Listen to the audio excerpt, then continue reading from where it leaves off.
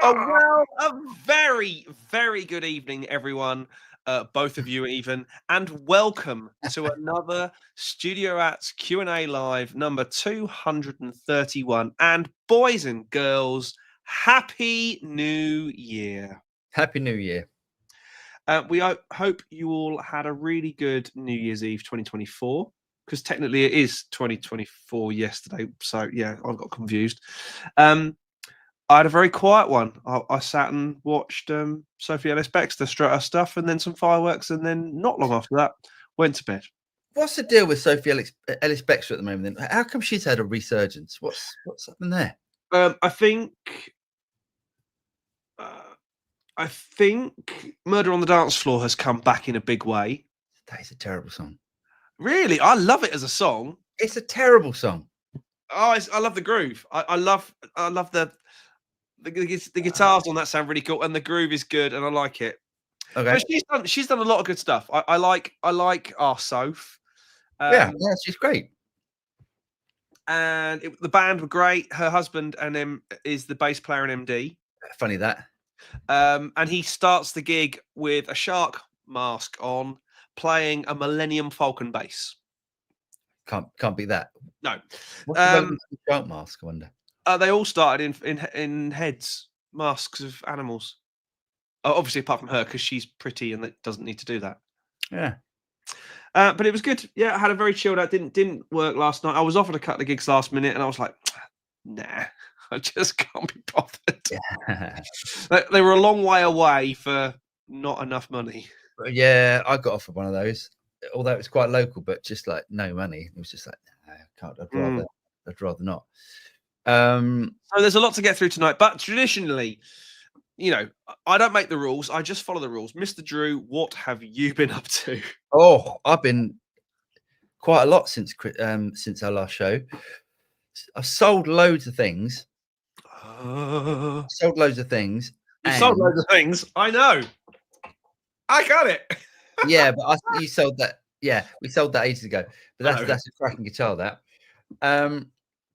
And then I thought, right, I really want this year for me is going to be Super Strats. Right. Okay. Or should I say this? Early this year is going to be Super Strats. So I want to get a Sir. Right. Sir Vintage S, which is their nitro finish one. Right.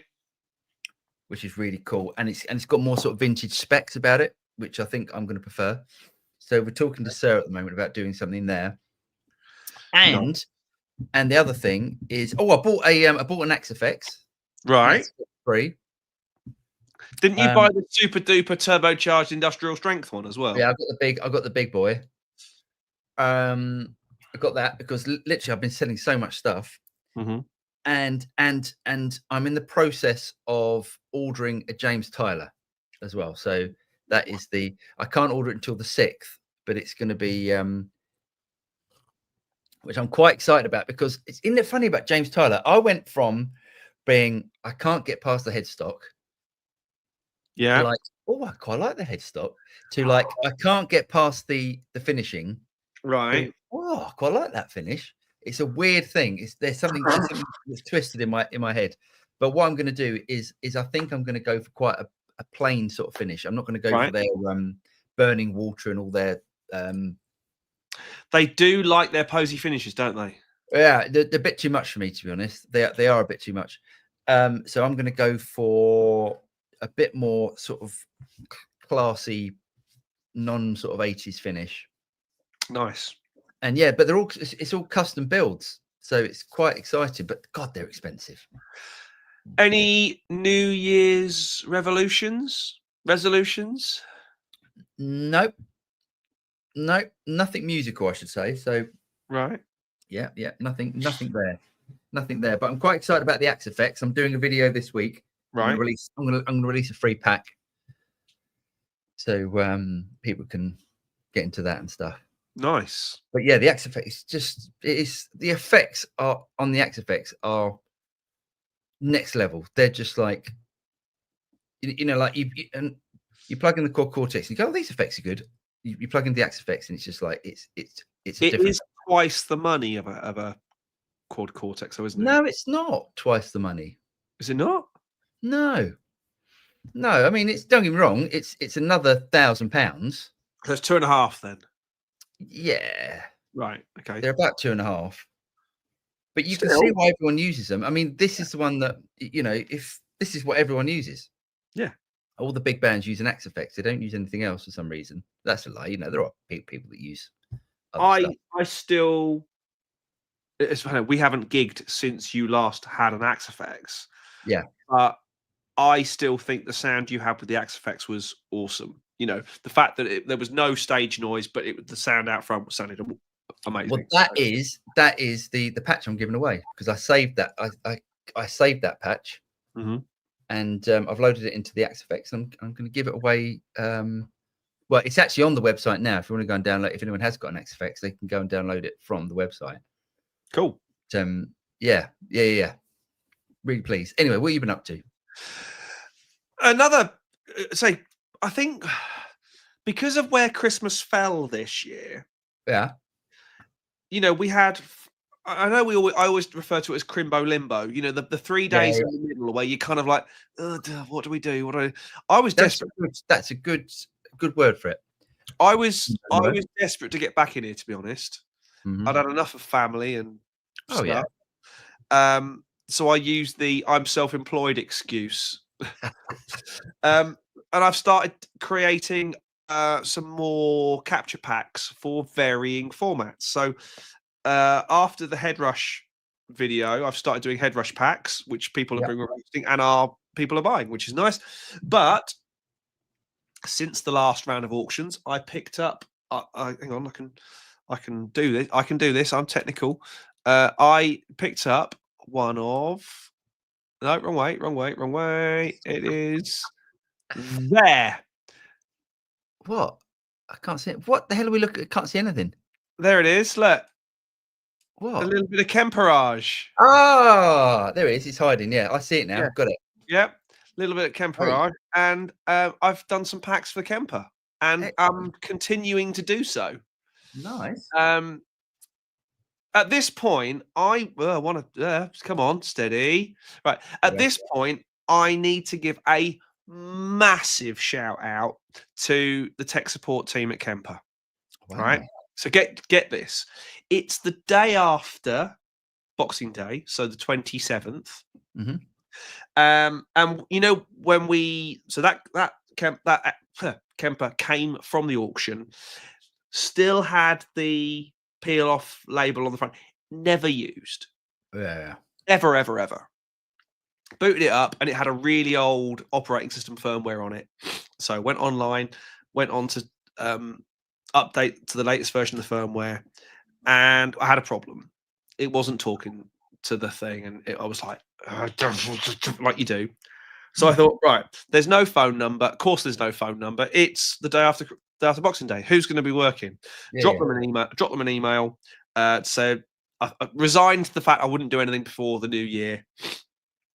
15 minutes later, an email came back with the solution. Amazing. And I was like, incredible. So hats off, Kemper. German efficiency, that is. Yeah, properly impressed. Am I? Excellent. But that is great. And say worthy of a shout out, in my opinion. So yes, well done, Kemper, and long may it continue. Long may your excellent support carry on. Awesome. Awesome stuff. Should we get on to some stuff before we get onto the other stuff and stuff? Yep. Let's do it. Here we go. Boom. Nabs, hello mate. He says, "Happy New 2025, rats and community. Hope your night was full of fun and lots of drinks. Wish you success and health.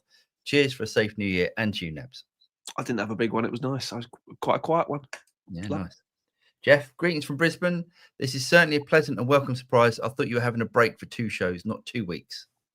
Yeah, no, we said 2 weeks. Yeah, but then we said 2 shows, but we said it's only New Year's Day. We're not doing anything. Let's do it. Yeah. Our egos need to be tickled because we need people talking to us. Aussie, Happy New Year. Happy New Year, Aussie. Hope you're well, mate. Okay, live. Happy New Year from Brussels. Well done. Yeah, nice. Jason, good evening, guy. Evening, Jason. Mendel, No. Happy New Year full of rocking gear and cheer. Cheers, Mendel. You too. Happy New Year from Texas. Kick out the jams. Indeedly do. And Anthony, he says, Sophie Ellis Baxter saw her 3 weeks ago supporting the Human League. We play Groove Jet in my band too. Nice. Yep. We used to do that. And it was funny that she started singing Lady Hear Me Tonight by Mode to Joe. As in Lady, which is the same groove as Groove Jet. Isn't it? I never thought of that. It is that it's one. Exactly the same. And we used to mash it up in the Did talent. you? And she did last night as well. It was very funny. Nice. Like we used to do that. And at the end, you know Tess, don't you? Tess Burston, singer. Ooh. you did your little thing. Tess. Where would I know Tess from?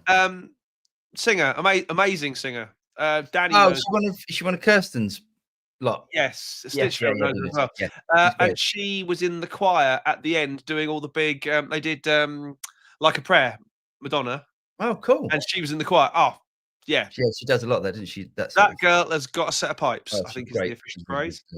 Let me just get back in there a little bit. That's a bit. Yeah. So. Joe, hello, mate. Happy New Year, guys, and to you, Joe. Hope you're well, mate. Mr. Cassidy. Happy New Year, you nutters. Happy New Year, mate. Hope you're good. Jason Greystone, you haven't sold the Core Cortex again, have you? No, that's still. I can't sell it because we do captures for it. So it's even though it's a complete pain in the backside. We were just talking about that, weren't we? Yeah. Oh, God, Steve, are you coming to NAMM? Just as a one out there, you know. I don't think Steve. I don't think he was he? Actually, I'm answering for Steve. I don't know if he's going or not. I can't remember if he was. Chris, Happy New Year, everyone. Happy New Year, Chris. Evening all, and HNY. To Keith. Cheers, Keith. You as well. Oh, Nelly Bob has just polished off Toad in the Hole and mashed potatoes. Oh, Toad in the Hole. One of my faves. Good one. Yeah, good choice. Mike Blue, Happy New Year, all. Happy New Year, Mike Blue. Jim, he says, is the modelling in the Axe Effects better than the Core Cortex? The modelling is better, yeah, without a doubt.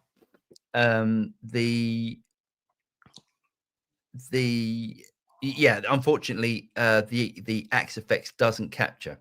I'm not sure you need it to, though. That's the thing. Because the amp models are so good. The amp models are really good. They are really good. Yeah.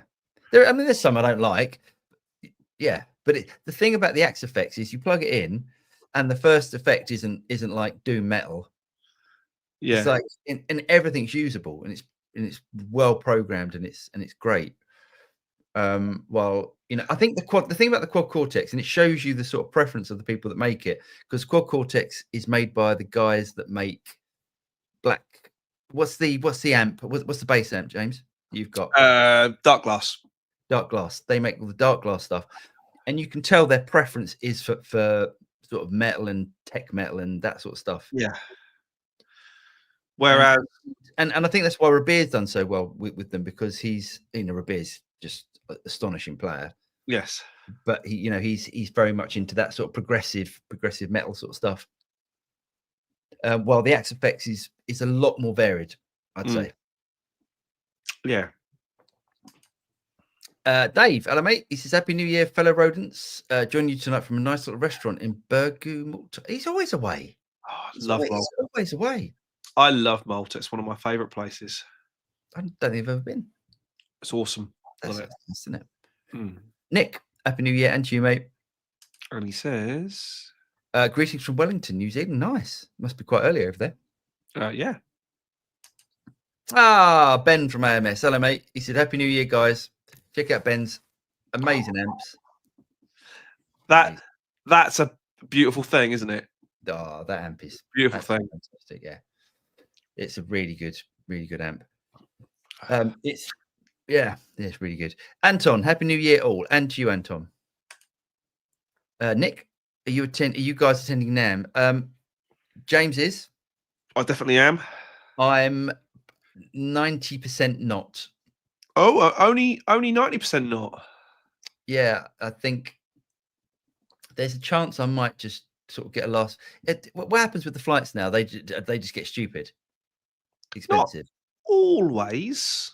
Okay, I might. It all Really? depends. It really does depend. But then I've got to worry about, well, and I've been offered some to stay with the Valiant guys. Right. So we'll see. Oh, you'd be drunk a lot then. Good fun. They're a good night out. Those boys and girls. They're a Yeah. good night out.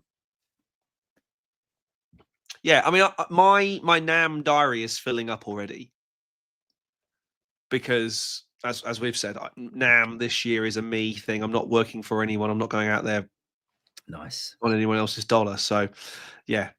So yes, Nick. What I'll do, or maybe what we'll do, is we'll arrange maybe on the Saturday night after the show, after the trade show bit, we'll head to one of the bars and maybe do the live stream after and have a few beers and stuff. I do.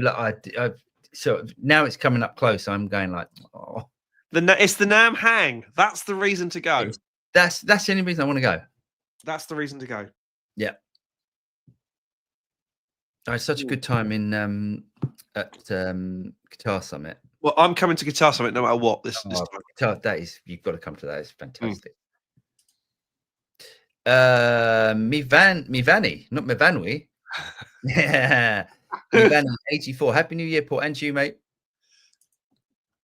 Keith, dramatic zoom out by driver. Yes. Yeah. It's all to do with you can do stuff with it. I can't work. I don't know what I did. I love the way that it doesn't work when it doesn't. I think it's that, isn't it? It's that. That. I think it's one hand. Do one hand. No, do one hand. Give it a squeeze. Oh, there we go. There we go. Hang on. And now close those fingers. Oh, there we go the other way. Yeah. There we go. Clever stuff, that. All the gear and no idea. Graham, Happy New Year, guy, and to you, Graham. Davey, hello, mate. He says, Happy New Year, boys, and to you, mate. Here's to a great 2025. Indeed, yes, Davey must be off at the moment. There's no gigs. Steve, no NAMM for me this year, mate. Hopefully next year. I'm still playing catch up with content this year after losing a load of projects. Oh, no. Sorry about that, mate. But back up. Actually, I can say that I never back up. Mine's all automatic. If you want to, I use Backblaze because there's no limitation on size. They don't go, oh, you're using another 10 gig. It's another £1 million a year. Yeah. Get what you need. Yeah. And as many drives as you need as well. So I've got about 45 drives up there at the minute. Anyway. Mississippi. Happy New Year, guys. I look forward to another year of great content. Got myself a Strat Soul Tokai. Nice. Nice guitar. I haven't played Tokai at all. I haven't played Tokai since the 90s. Yeah. And they never used to be, well, actually, that's like, they used to do something called the Breezy Sound, which I think was a Telecaster. Mm-hmm. I can't remember what the Strat was. And they did a Les Paul was called something as well. The only thing I never used to like about the Tokais were that they had a lacquered neck, and it was so lacquered. It was just like it was over lacquered. Properly squeaky. It was probably squeaky, yeah. But I'm sure they don't do that anymore. And yeah, great, really well built, really guitar. Highly rated, for that sort of era, Yeah, very much so. They always do. They always go for very high numbers at the auctions. Did they? Yeah. Classic, isn't it? It's a Nectarius, he says that Happy New Year, rats. Are tube amps becoming niche? Yes, I think that's happening more and more, isn't it? I think there was what's the name? Rhett and the guy from the pedal company. They've got a podcast. They're all famous. Anyway, yes, and they were talking about that, and that they had the guy over from Reverb. And they were doing an interview with him, and he was saying that the biggest selling amp of the year was a Quad Cortex. Mm-hmm. They were classing that as amps, sort of amp and stuff. and an actual physical amp, I think was the Boss Katana, and it was way down. Down. So yeah, I do think they're becoming niche. I do think it will come around again, because there is nothing like plugging into an amp, especially like a good quality amp. As again, quoting our contemporaries, John Cordy put out a video where he was basically comparing a real Fender with variations of modeler and stuff off the back of a Tom Bukovac video. Oh yeah, where Tom basically said it's not the same. It doesn't feel the same. It's not the same. Which we know it isn't the same. But is it close enough? And if you're Tom Bukovac, the answer is no. If you're Dave down the Dog and Duck on a Friday night, the answer is more than likely yes. Yeah, very, very, very much so. Unless you're Dave Bukovac, perhaps. I don't know. I think everyone should, just have one great amp. Just have one great amp. I'm allowed two because I don't want to sell either of them. Yeah, you can have two.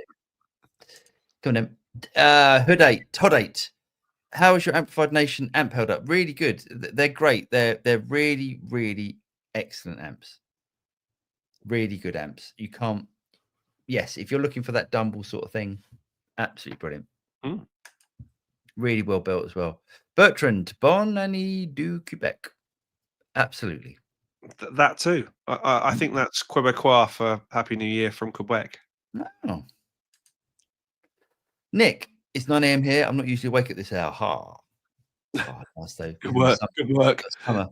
Happy New Year. Cheers, mate. Phil, hello, mate. He said, Happy New Year. That's original. yes. There's lots of those. Joe, I'll bet. Yes. You should meet up with Joe. Definitely. Plus Joe's amps and all that sort of stuff. Let's talk about Joe. You've got my email, haven't you? If you haven't, it's not that difficult to find. Yeah, I'll have a chat with Joe before you go, and I'll do an intro. We'll hook up and stuff. Yeah, definitely. Michael, so far the new year started of shite. Hope everyone's having a good start to the year. Sorry to hear that, mate. I woke up this morning to find that the lean-to type thing that had a little hole in the roof now has quite a lot of hole in the roof, as in there's not much roof left. It's coming down anyway, but it was quite windy last night around here. Gosh, it was horrendous today. It's been horrible. Yeah, that thing needs to come down. That's a. Oh, it's horrible. What it is. It what they laughably call it the boot room in the sales blurb. It's the rotten lean-to is probably closer, but that's job one for the new year. I don't think that's much of a sales line, really, is it? The rotten lean-to at the back of the house. Yeah. Hollywood actress, Happy New Year, lads. Didn't think you'd be on tonight. So what's the plan for Studio Rats this year? Well, we sort of talked about that at the beginning. I'm going down the Super Strat route this year, or early part of this year.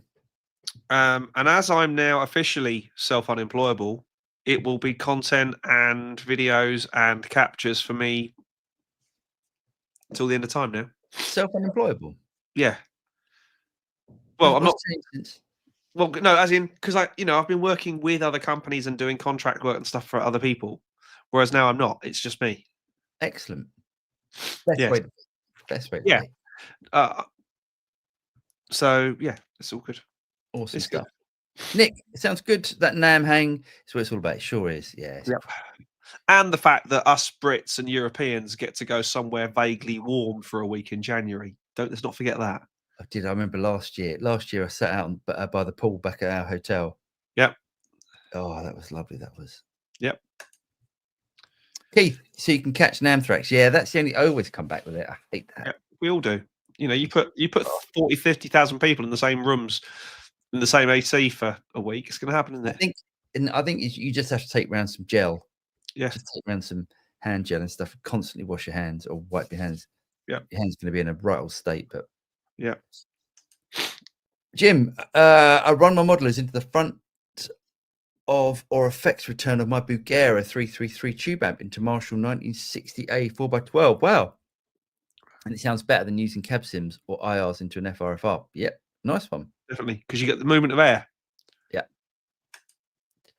Anthony, Guitar Birmingham have half a dozen Tylers on their wall.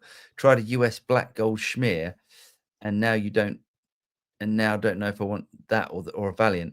I'm not sure on the headstock of the Tyler still. Well, the Valiant is at least half the price. Yes. Of a US Tyler. So yeah, those Valiants are really nice. They're good. They're really good. Get a Valiant. Get 2 Valiants. But one for each hand. Yeah. Their M80 pickup set is exceptional as well. It's really good. Really good. Keith, for Jive Zoom, he should use his right hand and place it near his forehead. Right. There we go. I'd love Does it go the other way? Does it go back the other way? Close it into a C, mate. That's what you are. Right. That's hilarious. Anthony, Jim, I run Max Effects into Power Amp and Cab since 2007. Bertram, I often hear that the Gen 3 Katana is a great practice amp. I consider it as a professional quality studio amp. Do you agree? I have other good amp to compare it with. Jazz Chorus 160 Fender Deluxe. Yeah, I mean, you plugged in. If you mic'd up a Katana in a studio and did a whole album with a Katana, no one would say, "Oh, that doesn't sound very good." Nobody would know. Nobody would know. I have still done recordings with bands where I've used 11 racks and they've gone, "That guitar sounds great." I said, "Yeah," because it just sounds good. Sound hasn't changed. Grigor from Adventures in Gearland. He says, "Happy New Year, one and all. Running late here from the grim wilds of the north. I hope everyone's got what they wanted. From the obese home invader." Obese home invader? Father Christmas. Oh, I see. Who else is looking forward to TSR live sessions this year? It will happen. It will happen. Jeff, I think SRV had a Toko Springy sound. Wow. That might be why they sort of do well. Yeah. Jim, Anthony, I do not get how many YouTubers always demo modelers through IRs with studio monitors or FRs and not real tube or even solid state guitar amps. Because I think you are of the minority. Very much of the minority. You know, a modeler is designed. The whole point of having a modeler is convenience. Yeah, it's reliability and convenience. It's the way of turning up with something, you know, whatever you want, something that's that big, turn out, plugging it into the PA, and good to go. If you're turning up with that 4x12 and an amp, it sort of defeats the point of having a modeler, I think, anyway. It's difficult, isn't it? Because there are plenty of big bands who are using modelers, you know, pick your brand, in place of amps behind them. Absolutely. But most of those big bands on stages often have live cabs on stage. I don't think they do. I think there's lots of fake cabs. There might be fake cabs out there, and there might be a little cab if someone wants to get feedback and stuff. Yeah, but I mean, for those sort of things, you have to have actual audio. You know, have to, but it's a lot easier if you do.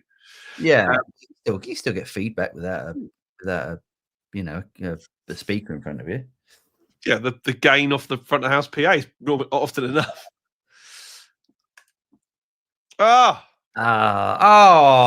Thank you, Senator Weird Chill Pillow. Thank you so much. Look at that. First one of the year. Happy New Year, guys. Wanted you to know how much I love your channel, especially the live chats. Any plans of coming back to the US this year? I have some free for you vacation rentals in downtown Denver. If you want to come out. Oh, thanks, mate. That's very kind of you. Whereabouts is Denver? Colorado. 2 states over.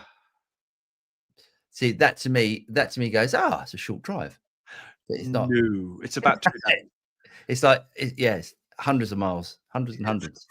Getting on for thousands. Oh, right. Yeah, a long way. Yeah. Why do you have to make your country so big? there's an argument there. Let's not go there because we'll upset somebody somewhere. But thanks, cheers, mate. That's really kind of you, and thank you so much for the. And yes, some of us are in the States in January, so yeah, James is over in at NAMM. Getting some damage on. Yeah. Anthony, 'tis week. It is my PRS's anniversary. Bought 3rd of January 2000 from Coda. Wow. It's 25 years old on Friday. Treated it over Xmas. Oh, to the 8515 I got from Paul. Now they're the 58 15s, aren't they? They're the 58 15s I got from Paul. Oh, yeah, Anthony, how are they? You let us know how they are. Are they they're the ones that the Bernie Marsden ones? Yeah, Bernie Marsden's ones. Yeah, they were 58 15s, weren't they? 58. I'm sure they're 58 15s. Whatever. Which for me are the PRS pickup. Sound great. Brilliant pickups. Signed by him as well, aren't they? They've got his little. No, I don't think they were signed. Okay. No, don't think so. Carmine, would it make sense to sell my Fractal XFX 3 rack mount and switch to the FM9 for easier gigging and home guitar recording?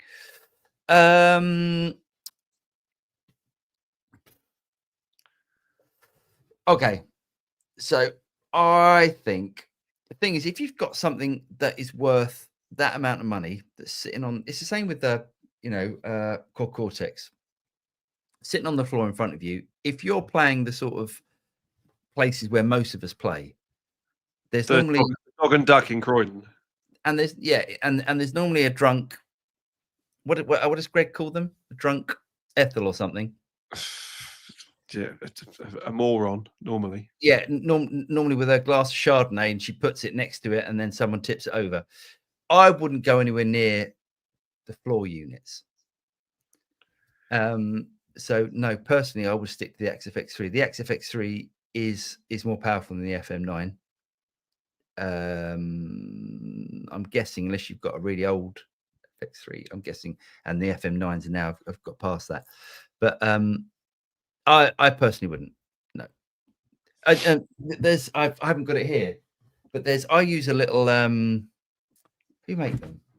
Exonic, the little MIDI controllers from Exonic. Yeah. And they're great.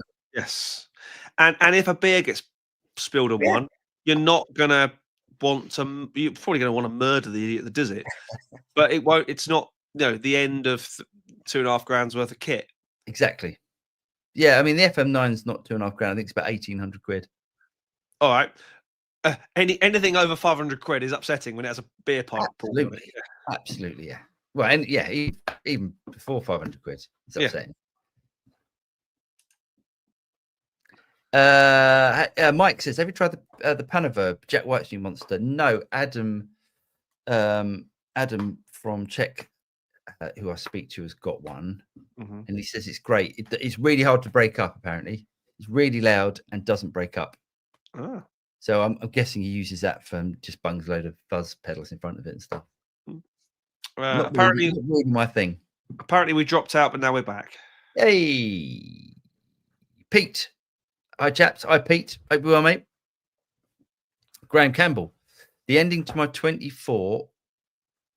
Oh, was losing all last weekend's gig due to my car breaking down on the way to a gig on Friday. Oh, no. Had to fork out to get a new alternator fitted too. Hopefully 25 will be better. Oh, mate. Feel for you. Paul McKinnon. Happy New Year, guys. Nearing the 100K, Paul. Thinking of giving away some of your gear to a lucky listener. Speaking of one good amp, what would you suggest for 1.5K? I'm not a serious player, still a beginner. Happy New Year to you, Paul, as well. So, AMS do a 20 watt amp. Go and check them out, and they are under £1,000 or about £1,000, something like that. And that is what I would suggest for that sort of money. Yes. So, and this is the funny thing, though, isn't it? Because we've put Boss Katana, which I'm going to go with is the plural of katanas, up against Marshalls and Matchlesses and stuff and gone, there's not much in it. I would nearly say save yourself £1,000 and get yourself a katana.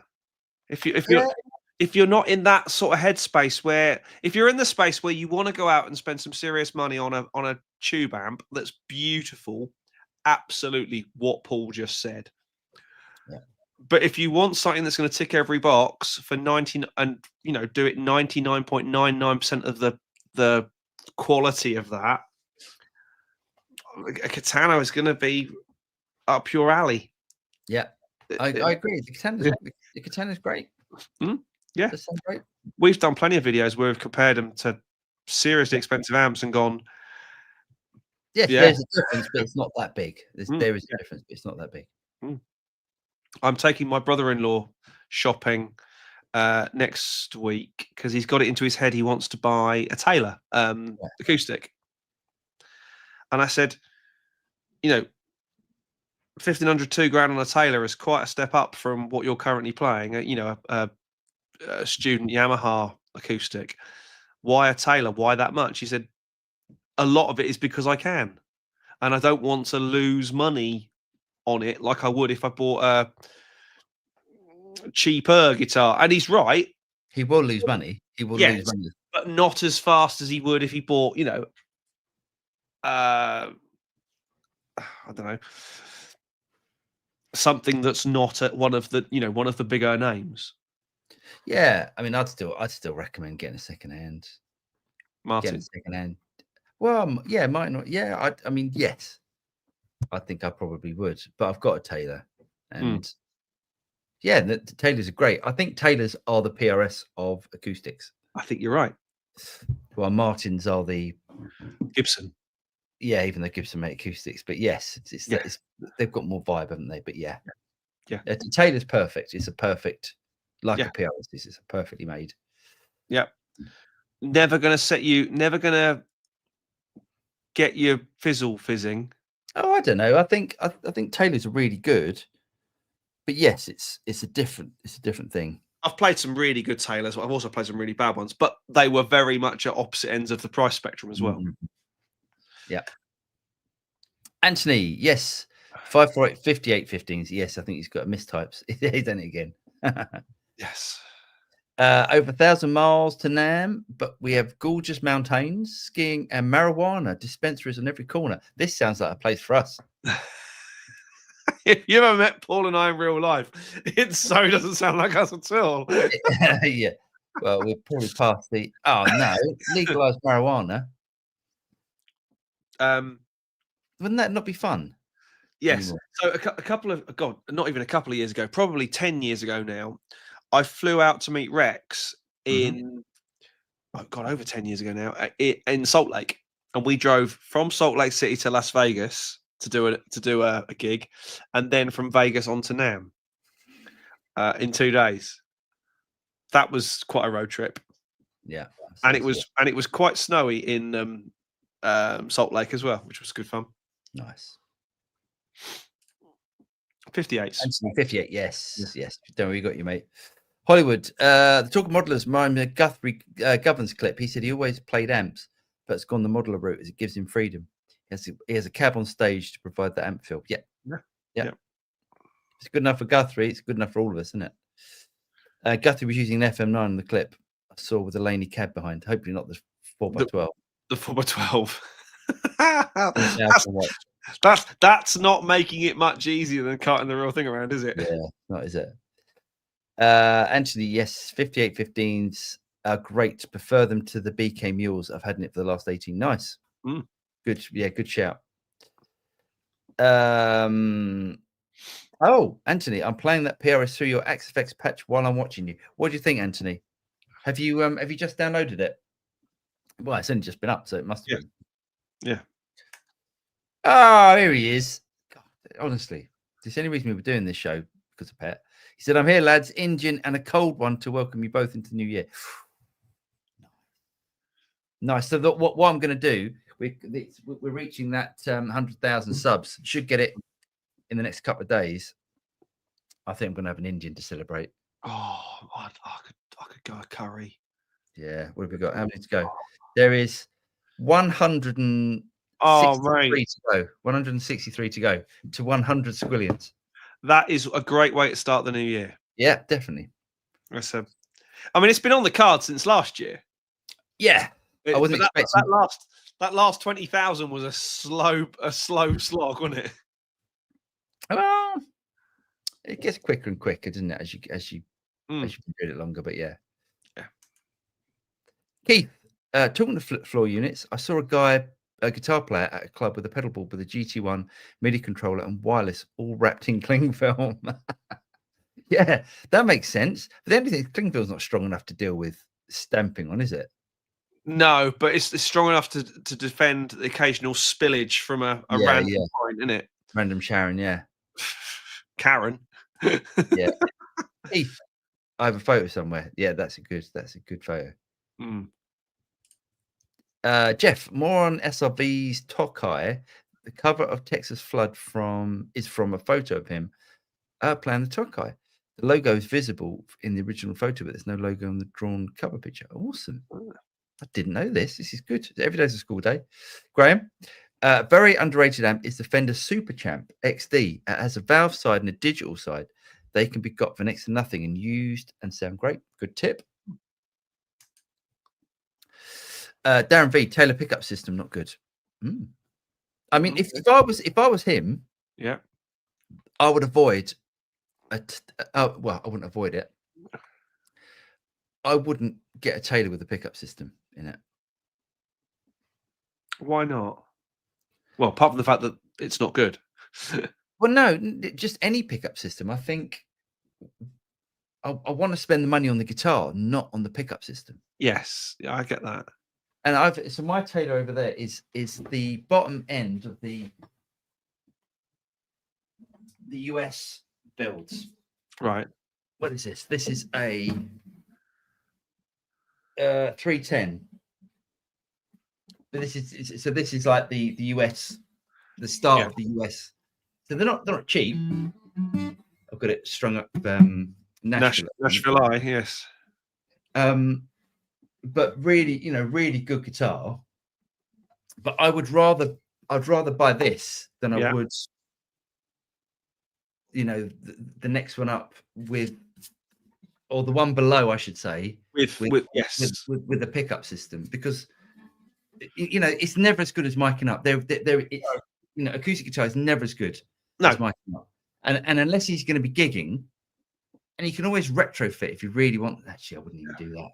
I wouldn't do it. I personally think I think you should go and get a good guitar and not worry, because it does affect it. Have a lump of plastic stuck on it somewhere. Yeah, it's all affecting the tone. Just get a great acoustic. Yeah. Well, we'll see. We will see. Jim, do you guys buy any new gear for the holidays? Yes, the Axe FX 3. I bought. All my money went in the auction at the start of the month, so that was my investment for the holidays. Yeah. Oh, Anthony, I can see Anthony now, and Anthony's he got the free Axe FX patch. Cool, awesome. Just downloaded it, right up my alley. Used the same cab you used in my JTM patch, and it's very similar actually. Sounds good. Sans cab block into my power station Zilla 2x12 Nice. There we go. We've been joined by greatness. Philip's with us. There is no way to say it other than, ladies and gentlemen, please welcome Philip from the 40 Watt Podcast. Hello, mate. Greatness, nothing. I don't have that. Have you got more guitars since the last time you were on? No, they're just a lot, and every time it's shocking to people because it's too much, because I have an addiction, and it's too many. So gentlemen, how are y'all? Good, mate. How are you? Good. Happy New Year. I heard y'all talking acoustic pickups. I wasn't going to join, but then you're talking acoustic pickups. I'm like, I have opinions here. Oh, and are you sponsored by Lewitt, like everyone else is? Yes. Yeah. Well, sort of. Dan over at Lewitt is he is the VP here in the States. He is a patron of the podcast, and yes, he did send me this microphone. So nice. It sounds very good, mate. It's a great mic. This is their Ray. I do have a couple of their others. I use them on guitar cabs and I use them on all sorts of other things. But this is their one that's sort of designed for. It does other things, but it's designed for podcasting. It's got this built-in limiting that as you get further away, it beefs really up the clever. compressor. Yeah, they are really clever. I used one over at Hennings at 42 Gear Street, and it was Yeah. I was impressed with it. Yeah, you can move away, and it actually keeps the same. You know, like how you get that proximity effects, and then you move away, and it's still there. And it's just like, oh, that's amazing.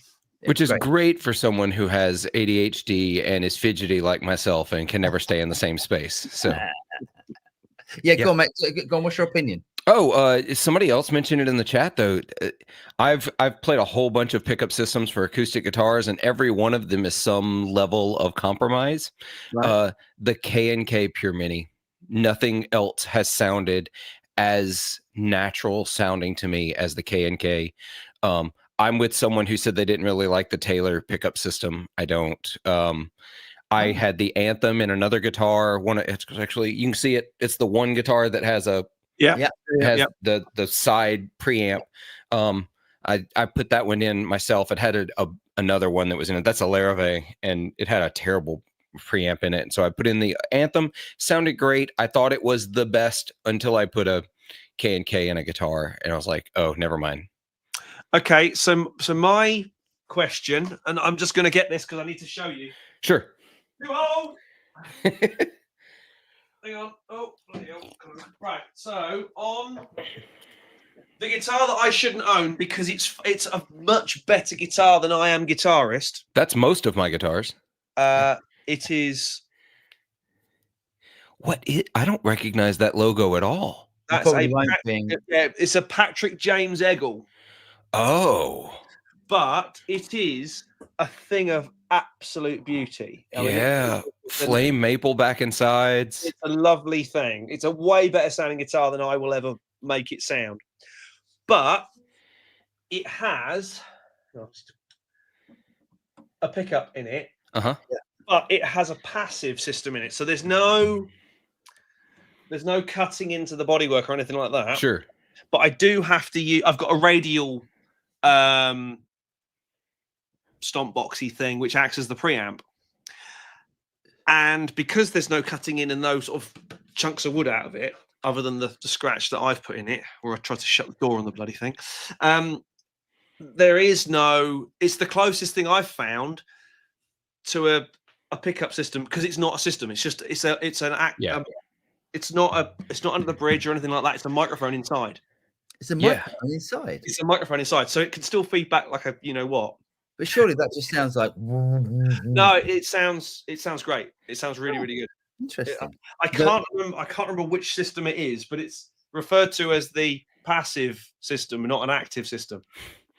The Anthem I have has the dual. It has the undersaddle and the microphone inside of it, which it's fine. It's not.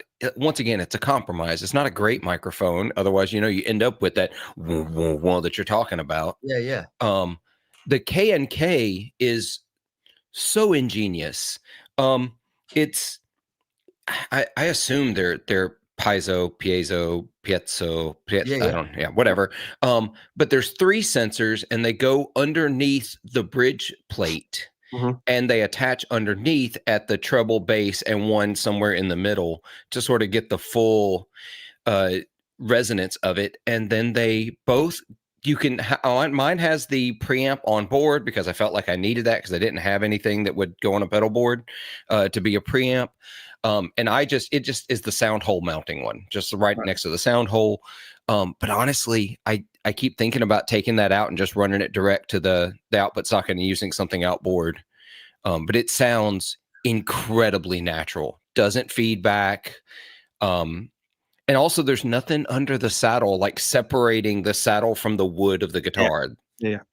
So the radial box I've got is called a PZ Pre, which is really good. Let me see. I'm gonna look that one up because I'm always looking at these things. Okay. Yeah, nice. It's got a few useful options. You can actually plug more than one acoustic into it at a time. So it's got like an AB input option, which is quite handy as well. Oh, no. Yeah, but yeah, so this particular chap, I'm taking him to Peach Guitars, which is a good guitar shop. They will have other stuff available, and I'm basically going to say, look, this is the budget. If you can make some, of course, I will ask for the James price because it's the law. Oh God. But if they've got something else that is better for the same sort of price, I will probably, steer him that way. But he's seen a Taylor that he likes. There was a few online. He went, "That's pretty," like with a beautiful sort of Cocobolo back and stuff. And I was like, "Oh, that's really pretty." Doesn't affect you and me because we listen to it first rather than looking at it. But there is. I think the most beautiful guitar you can get if you want an acoustic guitar, just get like like an old Gibson. It's just all of the flashy woods to me is just like we're getting into that whole PRS stuff. We're getting into coffee table territory. Yeah, it's not about. I'd rather have like the classic woods you use for an acoustic guitar. There's a reason why they use spruce, etc., and mahogany and whatever. When you start to stick in these sort of woods that are just like pretty woods, it's just 99% of the greatest music ever recorded on acoustic guitar have been recorded on Martin's Gibsons. Yeah, that stuff. D18, J45. Exactly. Yeah, J45. Oh. Yeah, I've got, so one of these back here is this one right here. Oh, look, I'm getting better at this pointing behind me thing. That one is one I actually traded. I traded some stuff into a Guitar Center and then paid some stuff on top of it to get it. I was looking for a J45 because that's what all my heroes played. All of my favorite singer-songwriters, all of my favorite folk players, they all played J45s. And so I've always wanted one. And so I had this guitar that I knew I was going to trade in. It gave me a surprisingly good trade-in value on it. And I was looking for a standard J45, and my buddy who's the manager at a Guitar Center said, we just sold our only standard, but we have one of the 42 banner custom shops. He said, that's probably not what you're looking for. I said, you know what? I'll come play it. Let me come see what I can do. He gave me a good deal on it because he can cut me some money off of it. And yeah, so that's a custom shop 42 banner style J45. Banner. What's the banner? What does that mean? So let me see if I can get it up. Pardon my pajamas, y'all. It's New Year's. You've got a Jimmy James on. Yeah, man. So this. Oh, look at that. You know what I mean? That is what I'm talking about. That is, forget the Taylor. Look at that. Oh, look at the finish on that as well. Yeah. So this is what it means by banner, the headstock. It's got the only a Gibson is good enough banner they were putting on headstocks in the early 40s. That's so nice. And I have no idea if it's in tune, but we'll find out. But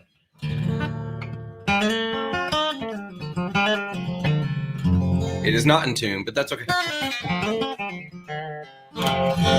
It sounds incredible. And that was the thing that got me, because I took my my OM that I've got over there style guitar. It's not a Martin, because it is the best acoustic I owned. And I said, if I'm going to pay this much money for this guitar, it better be as good or better than that guitar. It's not going to sound the same because it's a totally different body style, some different woods, but it needed to at least be as good a quality sound, and absolutely was.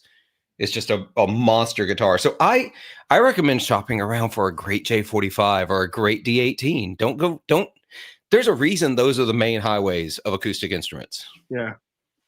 I think, and what James was saying earlier, what you were saying earlier about, he's not going to lose money on a Taylor.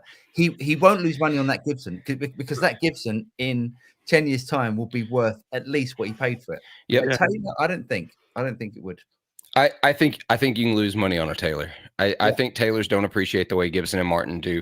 And that's a thing I hate thinking about as someone who, obviously I've reached a collector status, whereas I don't like that. I've always been a player more than a collector. And I don't like thinking in that way of if I resell this, but I do also try to think, hey, am I just absolutely going to have the rug swiped out from under me if I ever have to unload this. And so, yeah, absolutely. Yeah, J45. There we go. We've made our minds up for him. yeah, I haven't even put a pickup in that one because I'm terrified to change the sound of it. No. Don't even touch that. No. I would love that. I would love that guitar. Oh, he's got me. So you got me thinking about nice acoustics now. Well, it's great to have a couple of great acoustics. I think every guitar player should have one or two great acoustic guitars. They're just sitting around the house, not on a stand, not in a case. You can actually play them. They're the reason I have a humidifier in this room. Because you're down in sort of Alabama, aren't you? Or Mississippi, close enough. Close enough. Yeah. So your humidity levels go up and down all the time, don't they? Yeah, it's crazy. So once it gets warm here, and it's been warm the last few days, we actually had tornado watches, tornado warnings. I've got a fence I've got to repair in the next couple of weeks. It got taken out by a storm. So when it's warm, no problems. But once it starts getting into the, and I'm not going to be able to do the conversion to Celsius, but when it's like 35, 40 degrees Fahrenheit and below, getting close to zero, for y'all, it gets into like the 30% humidity. And so I have to humidify this room because I don't want to have to repair cracked tops on acoustic guitars. Yeah. We're so lucky in the UK. We don't have to deal with that sort of stuff. Oh, that's lucky. I can deal with fret sprout. Usually if I get fret sprout, come spring when it warms back up, everything goes back to normal. It's no big deal. But you get a cracked top on an acoustic guitar that doesn't heal when the humidity goes back up. Yeah, no, that's upsetting. Yeah. J45. There we go. Sorted. Yeah. I'll spend his money for him. I'm good at that. There you go. And hang around with the standard J45. Just get the standard one. I mean, it's just, you don't have to go custom shop or anything like this. I didn't have to. I did because I'm extra and an idiot, but that's what I did. What do you think we're looking either in Deleros or pound sterling for? Mr. Paul reaches for his phone. Yeah, go on. But Philip, what does it cost in the US? For a standard J45, I think I'm looking them up now because I want to be accurate.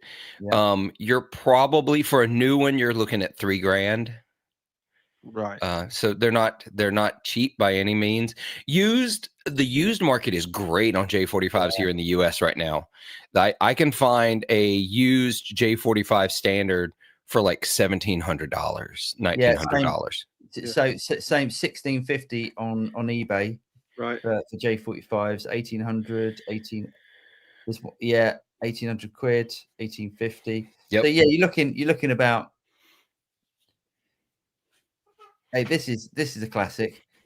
I've got to find this because I've got to bring this up. Go for it. Well, see, and that's the beauty of the used market. If you're willing to go used, some people they want to buy new because either they want to get exactly what they want and they don't have to hunt for it, or they I don't know, they like the warranty, I guess, they get from a shop.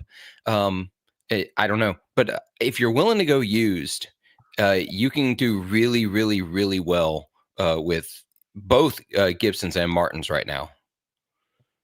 Or what you could do is you could buy this. Let me share my screen. Oh God, what absolute hellhole have you discovered? Oh dear God, no. It's not. It's a good price though. Oh yeah. It depends on your definition of good. For the seller, if it sells, it's a great price. Who is this? I love this. Owned by Luke Fictitious. Who's Luke Fictitious? I think they're taking the piss. I think. Oh, is it a joke? Is it a joke? Yeah, I think they're taking the piss. Luke Fictitious. Oh damn! I didn't. This is a real listing. Sure, it does contain a physical item. This item has been relisted due to lack of communication from the buyer. I really not. It's apparently it's real. I can't believe it. I really can't. It's not a rock star you've never heard of, Luke Fictitious. The guitar can be heard on Luke's new single, "The Hidden Princess." No, and new versions of Mountains featuring Nick Mason. What? I don't. Anyway, it's just look. It's the ugliest thing you've ever seen. Oh no, let's look at this Is picture. that actually It's an a- ovation as well? 'Cause it's not an ovation This headstock. this guy's a complete nutcase. It's He's not an got to ovation be. headstock. This. Oh no, it's not. Is it? It's horrible, isn't it? It's truly awful. It is truly awful. I mean, and look at the hair and the shirt, to be honest. He's nicked that off Malmsteen and then pissed on it, isn't he? Yeah, I think that's got to be it because I cannot find. I'm not saying they didn't do it, but I cannot find a 6 on a side ovation headstock. I've never seen one. It's a wrong one, whatever it is. It's an absolute wrong one. Yeah, Anyway. See, I knew you were setting us up for a full record. don't do that. Nobody buy that. Don't honestly, y'all, unless you have like extreme nostalgia. Don't buy an ovation. Oh God, They still make them. They still sell them. Man, Sweetwater has them. It blew my mind. A few months ago, I did a live stream with Steve from 60 Cycle Hum, and somehow we got on the subject, and we both discovered they still make them. Like, why? A guy I used to play in a band with, he had an Adamus, which is the top range one, and he was a phenomenal guitar player. There were two types of people in his world, and I can't say the name because of community guy. For God's sake, it's doing a thing. Well, that way, whatever it is. It's that. Just do that. There we go. So, right. I can't say either of the words. Witchcraft. That was just witchcraft. That's all I'm saying. I can't say either of the words that he called people, but they were very blunt and to the point. But he was a phenomenal guitar player. But I said, why are you playing that heap of... And he said, for one reason. On ships, the plastic back helps with the humidity issue. Yeah. But so now there are so many other options for good sounding, not even expensive carbon fiber acoustic guitars. I've got friends that play down on the beaches in Florida and they all swear by them because the salt water can really wreak havoc on an acoustic guitar. And so they're all taking these carbon fiber things. And I really poked fun at them for a little while until I got to play a couple of them, especially plugged in. They sound really good. Yeah, they do. And they're great for a little, beach bar gig. They're fine. Yeah, couldn't agree more. I don't know. I was looking at Peach to see if they have any in stock used J45s. They do not. Boom. At least not online. I don't know what they have in store because I've never been in the store. I'll phone them and I think it might be worth looking at. Yeah. I'll see if I can find him. Yeah. Phil, you 2 weeks time, I can tell you. Yeah, I can hang around. I'm here. I got nothing going on today, so let's mate, just don't, please don't feel like you have to wait around. If you have to go, just go and off you go. All right. Yeah. If I need to jump, I'll let you know and then I'll hop. But I'm here for the haul. Cool. Nice one. Wicked. There we go. Let's go. Get it on. Pet says, I love you. I love both of you with all my drunken hearts. Got me through some hard times. Cheers. Cheers, Pet. Hopefully times are coming for the better. Bertrand says, I have a Seagull acoustic compared to a Martin. It sounds very bright because it's all maple. And I love it this way. Has anyone played or tried one? They're richly priced. Aren't they made by the Canadian? Yeah. So they're made by Larrivee, I think. Godin. Yeah, you're right. That's it. They were the Godin like budget brand. Yeah. I've played a bunch of them over the years just because they seem to be really popular in some of the coffee house circles for a little while there. Really good guitars. I think they're really underrated. The headstocks are hideous. But yeah. I had a white one. I had a white Seagull acoustic. What? Oh, mate! I had it was a painted lacquered white one, and I seem to remember going into.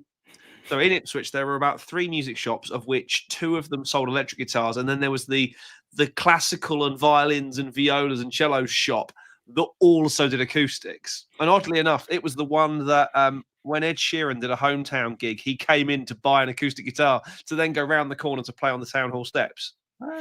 Anyway, but I bought my first ever acoustic guitar was a Seagull, a white one, and I have no idea to this day what's happened to it. I have no idea where it was left or where it was destroyed or what happened to it in a drunk. That was probably for the best because painted acoustic guitars. I'm just Mm-mm. I was young and foolish and probably drunk. Oh yeah, first acoustics. I mean, first guitars in general. You don't know any better. I had a Floyd Rose on my first electric guitar. I didn't know better. Therefore, the first mod I ever learned how to do was to block a Floyd Rose. I've still got my first electric. It's on the wall over there. Oh my gosh, not me. I got rid of that thing at some point. Darren, K&K Trinity system works nice. Is that the one you got? That is not the one I have. Let me see. I'm gonna see what that one is. See how that's different than because I have what's called the K&K Pure Mini. Oh, okay. The Trinity, I think, it's an outboard preamp that you can use. Nice. Yeah. That's one of their outboard preamps. It actually looks like it. Does it? I found a listing on Reverb. Does it belt clip on? Is that what's going on here? Oh, I don't know, but it's got some plugs for like battery or power, mic out, stereo plug in, then 2 volumes for both the mic and the pickup for the systems that have both. Right. Cool. GRB Aquatics. Good day, Studio X and everyone. Hope you're doing well, and to you. Nick, I don't get why it has to be a modeler or amp. I use both. Absolutely. FM3 get the job done, and my Victoria amps are great too. Tools for the job. Absolutely. Best way. Amen to that. Darren, I traded in my Taylor for Martin. Nice. This is the way. Nick, turning point for me was when I heard James Valentine Maroon 5 play through a fractal at the Super Bowl. Yeah, he does. I think they're just on fractals at the moment, aren't they? It depends. Some Super Bowls they're not actually playing. It's all miming because it's all about the show. Sometimes they play. I had a similar turning point earlier. Well, I guess now last year. Sorry, it's going to take me a while to do that. I'm also still writing 2024. I'm sure. I saw Sister Hazel in Nashville at a small club, 3rd and Lindsley, and I was right up front of the stage, and the guitarist was playing Fractal FM9. I don't know which variation of the FM9 through a couple of the Fender FR cabs, and sounded phenomenal. Oh, great! And then I saw Scott Holiday with Rival Sons, and I looked up his rig. He plays Line 6 Helix through Seymour Duncan, the pedal board power amps into 6 4x12s. Oh. And it sounds killer. Yeah. Awesome. The thing is, if it sounds good, it doesn't matter. Yeah. I don't care how someone gets there. I could look down and see 6 frontline pedals and like some awful stuff that we all used as kids. If it sounds amazing, it just sounds amazing. Yeah, absolutely. I think it needs to do 2 things, and this is where I stick with tube amps when every possible chance I can. It needs to do 2 things. It needs to sound good, and it needs to inspire you as a player in some way. It needs to make you excited to play. And so that's why I don't play a modeler full time, because they don't get me excited to play. And so, but if I wish they did. I tell people on the podcast all the time, I wish they got me excited. I would save so much money. Don't even go there. Have you got any news this week? I've got one bit of news. Should you do it? Let's do the news. The news. Okay. Yeah, it's a real quiet week. Can't think why. Oops, hold on. Into a screen.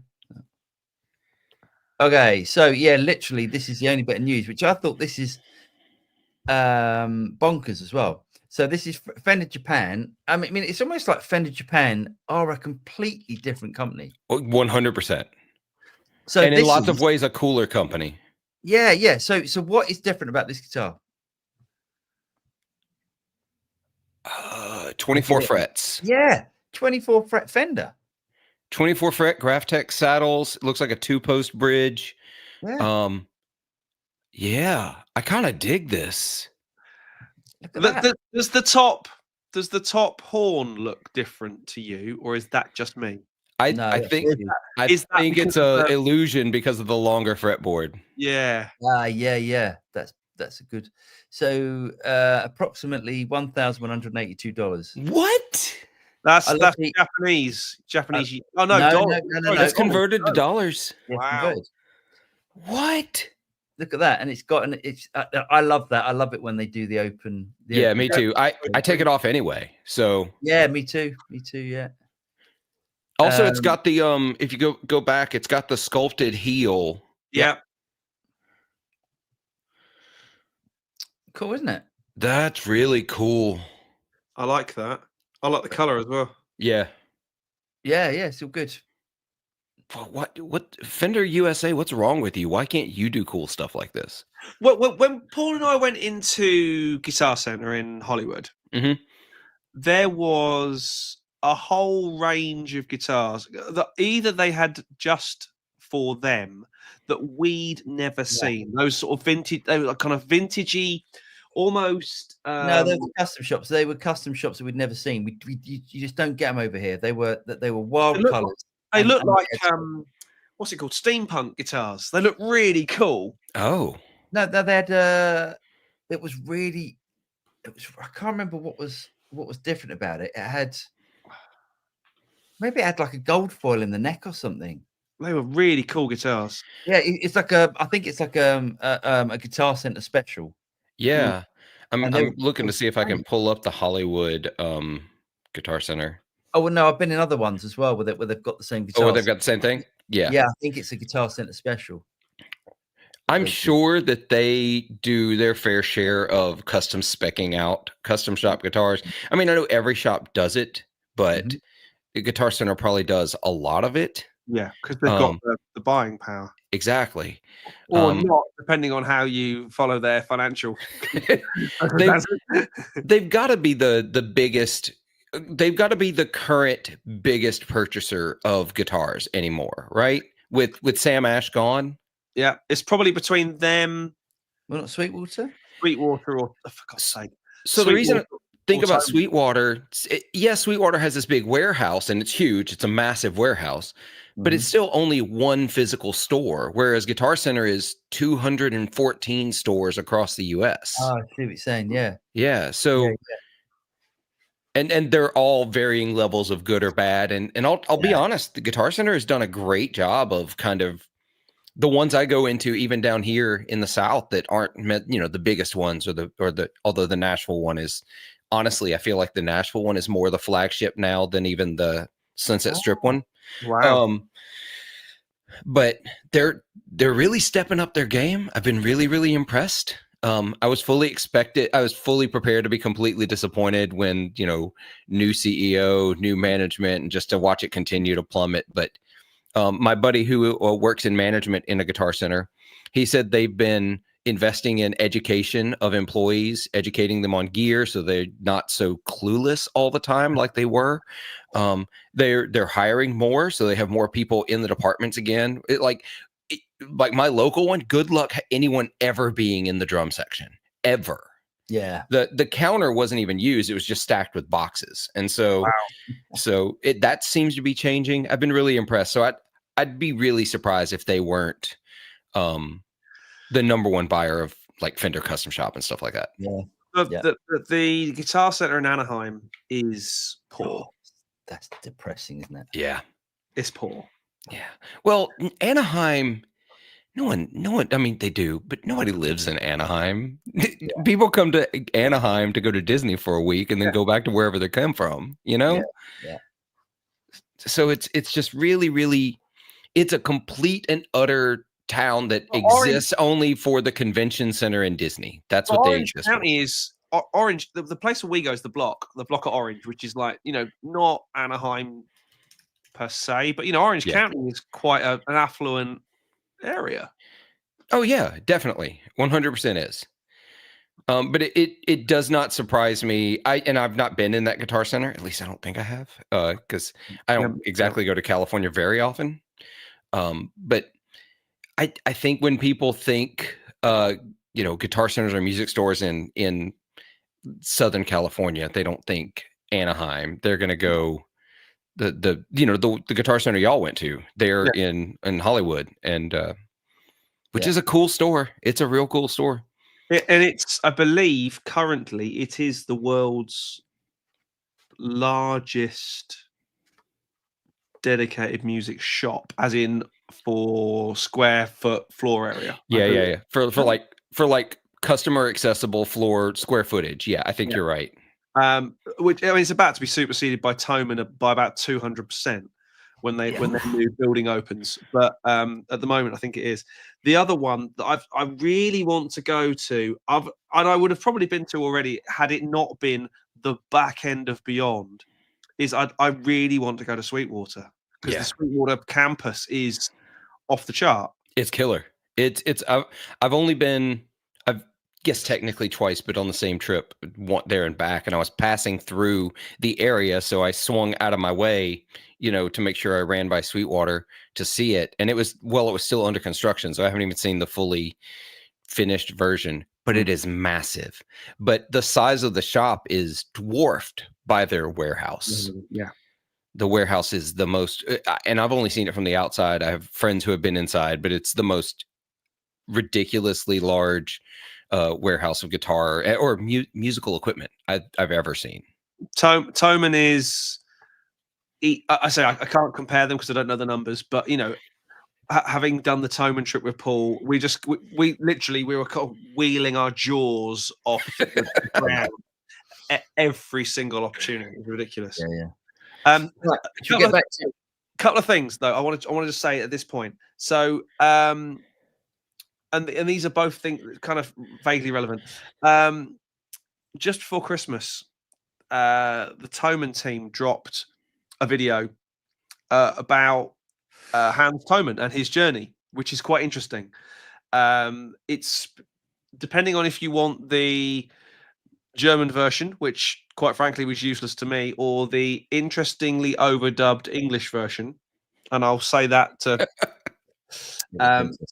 it's an interesting version, but it is an interesting video, an interesting story. Yeah, so, it is a really interesting story. Yeah, and it's beautifully shot as well, and all the it's a proper biopic almost, isn't it? Yeah. It's been really nicely done. So that's worth a look. Check out the Thomann YouTube channel for that. Our friends at IK Multimedia have informed us that they're down to the last few white Tonexes. Oh wow! The Tonai. Whatever the plural of Tonex is. The Tonaces. Oh, Tonaces. They're down to the last few white ones. So if you do want the white second anniversary special edition, which I will be doing the video on my white pedal board very shortly because it's now finished. You need to get yourself in there shortly because they won't be around for long. I've said nice things about Kemper because their team are amazing. And I've said I actually made a list for tonight's show because I thought I might be off form. And there'll be loads more Kemper profiles and Headrush profiles hitting the StudioRats.net downloads pages very soon, because I have an entire wall of amps that I want to get through and then get rid of many of them because I'm just drowning in tube amps at the minute. There are 4 that are staying. That's it out of the current crop of about 12. Oh wow! I can't bring myself to get rid of anything, but I also I don't own any devices that do capture, so I'm not capturing my amps. It's just I'm gonna play the heck out of them for as long as I can. Good man. Yeah, it's the way forward. Right, let's go. Tony just got the Boss ME90 pedal after seeing Avidep. Where you reviewed it. Great tones. Thanks, mate. Seeing a video where you reviewed it. A video where you reviewed it. Wow, well done. Yeah. Cheers, Tony. Nice one. I'm glad you like it. It's a great little unit, that. Graham, I bought my Taylor 310, then fitted a Fishman Rare Earth in it. It's been a gigging guitar for 20 years like that. Nice one. Yep. There you go. Also, I should say, when I talk bad about Taylors, remember that I'm just one dude with a bad opinion. So if you like Taylors, if you like Ovations, play the hell out of them. Do it. It's Taylor they're great guitars, but I mean I've got one, but I see it as the PRS of Acoustics. 100%. GRB have never trusted having a battery in my guitar. It's never bothered me. Speaking of which, though, has that got a battery in it? Yes. Yes, it has. I better unplug it. I better Oh, unplug mate, it. no, those EMG, honestly, you won't have to change that for years. Right. Okay. Good. Don't worry about it. Yeah. Nick, I have an Anthem in my old Martin D18. Best I've tried. Nice. They're great. Bertrand, thank you, sir. Thank you, mate. That's very kind. Nick, sounds like I need to try the Kank. Yeah. Yarp. Yeah. Hollywood. Paul, what about PRS Tremonti Lunchbox amp? I think it's 15-watt amp. You can get them on eBay for around 300 to 450 used. Great amp. Yeah. Those. The MT15, is that one that's that one? Yeah. It is a great. It's if you're looking for, it's a great high gain amp. Yeah. Great high gain amp. The clean is okay on those. I think they did a better job with the clean on the MT100. And I don't know if that's a wattage thing or if it's a redesign thing, but it's a better clean on the bigger new version. But the high gain, I think that amp rewrote how accessible a great high gain amp could be. Yeah. Speaking of which, if we're talking about amps for Paul, what about the Revs? The Rev D20? For who? For Paul. Oh yeah. Yeah, the D20 or the G20, depending if you're more into the high gain. They were wicked and not that much dough. And they got the built-in 2 notes, so you can go direct. I almost bought a D20 recently from another YouTuber, but aforementioned fence being blown away by the storm is taking away any the extra cash that I had for that kind of thing. Yeah. Boo. I know. It is what it is. You know, that's the joys of home ownership, right? Yeah. Say the roof of the boot room thing is gonna. I feel that's all going to skip. Gio, Ratzer just bought a blue guitar Iridium and played a show with it. Nothing but compliments from band members and other musicians. 10 out of 10 product. Nice one. Yeah, it's cracking. Yeah, cracking. Good, a good little thing that. Darren V, the K and K Trinities underbridge plate and microphone. Then it goes to a K and K preamp box, not on the guitar. Nice. Yep. Hollywood, James, for your brother-in-law, Acoustic. Go for a used guitar like a Faith. You know, there are loads of good quality brand guitars. I did say Faith, didn't I, to you? Yeah. Because Faith is the Eastern-made version of the Patrick Eggle. It's Patrick Eggle's design. Gotcha. Faith guitars are that was going to be my next question. I've heard the brand, but I don't know much about them. So. Really, really good guitars. Really good. J45, Martin, Tommy Emmanuel, and Martin are your standards of perfection. Absolutely. Yep. Nick, agree, Paul. Simple tone wood for acoustic sound best. The overly flashy ones aren't often the best sounding. Yep. Mayton. Yeah, nice. Nick, the D18 is simple looking guitar, but it's a tone monster. Yeah. And I think that's the one that I'd like to have in my house. Yeah. Oh, I would also say while you're looking at those, I have a Larrivee. It's the one that has the preamp in the side of it. Yeah. They're basically, they feel like Canadian made Martins. And I feel like, and I think Martin players are masochists a little bit because Martins always take a lot of tweaking to get the setup right. But like all the bluegrass guys want the high action and they want, because they pick really hard around a microphone and, you know, they refuse to put electronics in acoustic guitars and kind of things.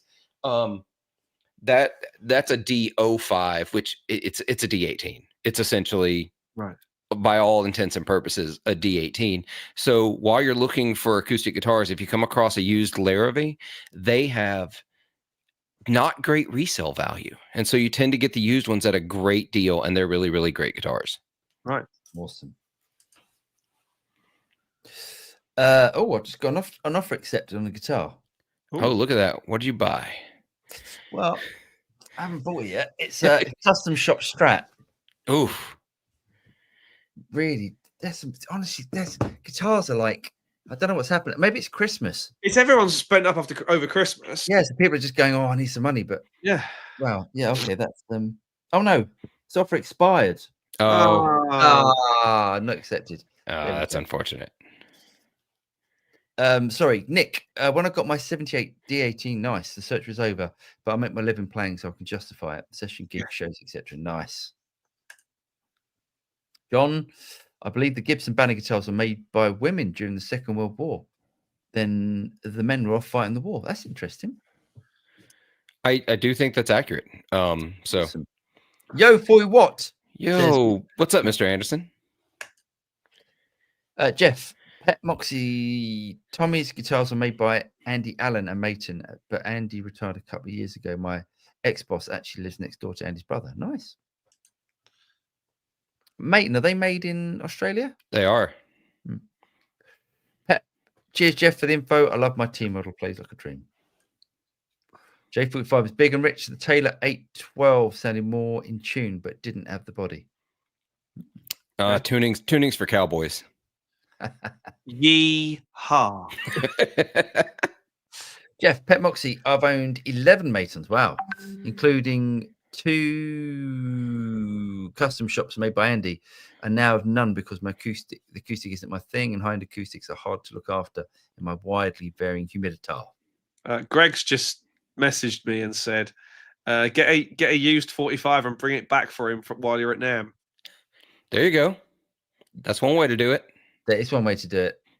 The only thing is it always panics me. I mean, I've never done it. I've never gone through loads of times. I know you have. So many times. It would make me worry. It would make me worry that you go through saying declare nothing, and they go, "Oh, excuse me, sir, what is that?" And they take it off you. You say I'm going to the world's biggest music show. It's not like I can't play it. I can impress the guy at customs to say, "Look, I'm a performer. I took it with me." Still dodgy. Go back through last week's tapes if you fancy it. What you do is, if you already know you're going to buy one, you take an empty case with you and come back with a full case. Nobody's the wiser. My dad used to do it with brass instruments because obviously carrying a trumpet is much easier than carrying a full-on guitar. Oh yeah, absolutely. But what he used to do was take an absolute dog of an instrument in the case and leave it there. Good one. Yeah, that's a good move. Pro move. Yeah, I've learned from the best. Scent of a Wheelchair Pillow says, can you explain why the pre-war Martins are so much more dollars? Is it just collectability? Are there other things that are better? Sound playability? Does old wood sound different better? I'm no expert on that. I'm gonna hand that over to Philip. There's a couple of reasons, and I'm no expert. I'm a journeyman in this one, but I can tell you what I do know and what I've heard from people who know a lot more than me. The deal with pre-war Martin is because so much material during the war went to the war effort, and so afterward it changed what was available after the war. So the woods that were available pre-war were old wood. They were old growth, and that drastically decreased post 1940s, post World War II, as the economy started to rebuild. There is also the absolute truth of guitars were made by women during the war. And not by men, because the men were off fighting the war.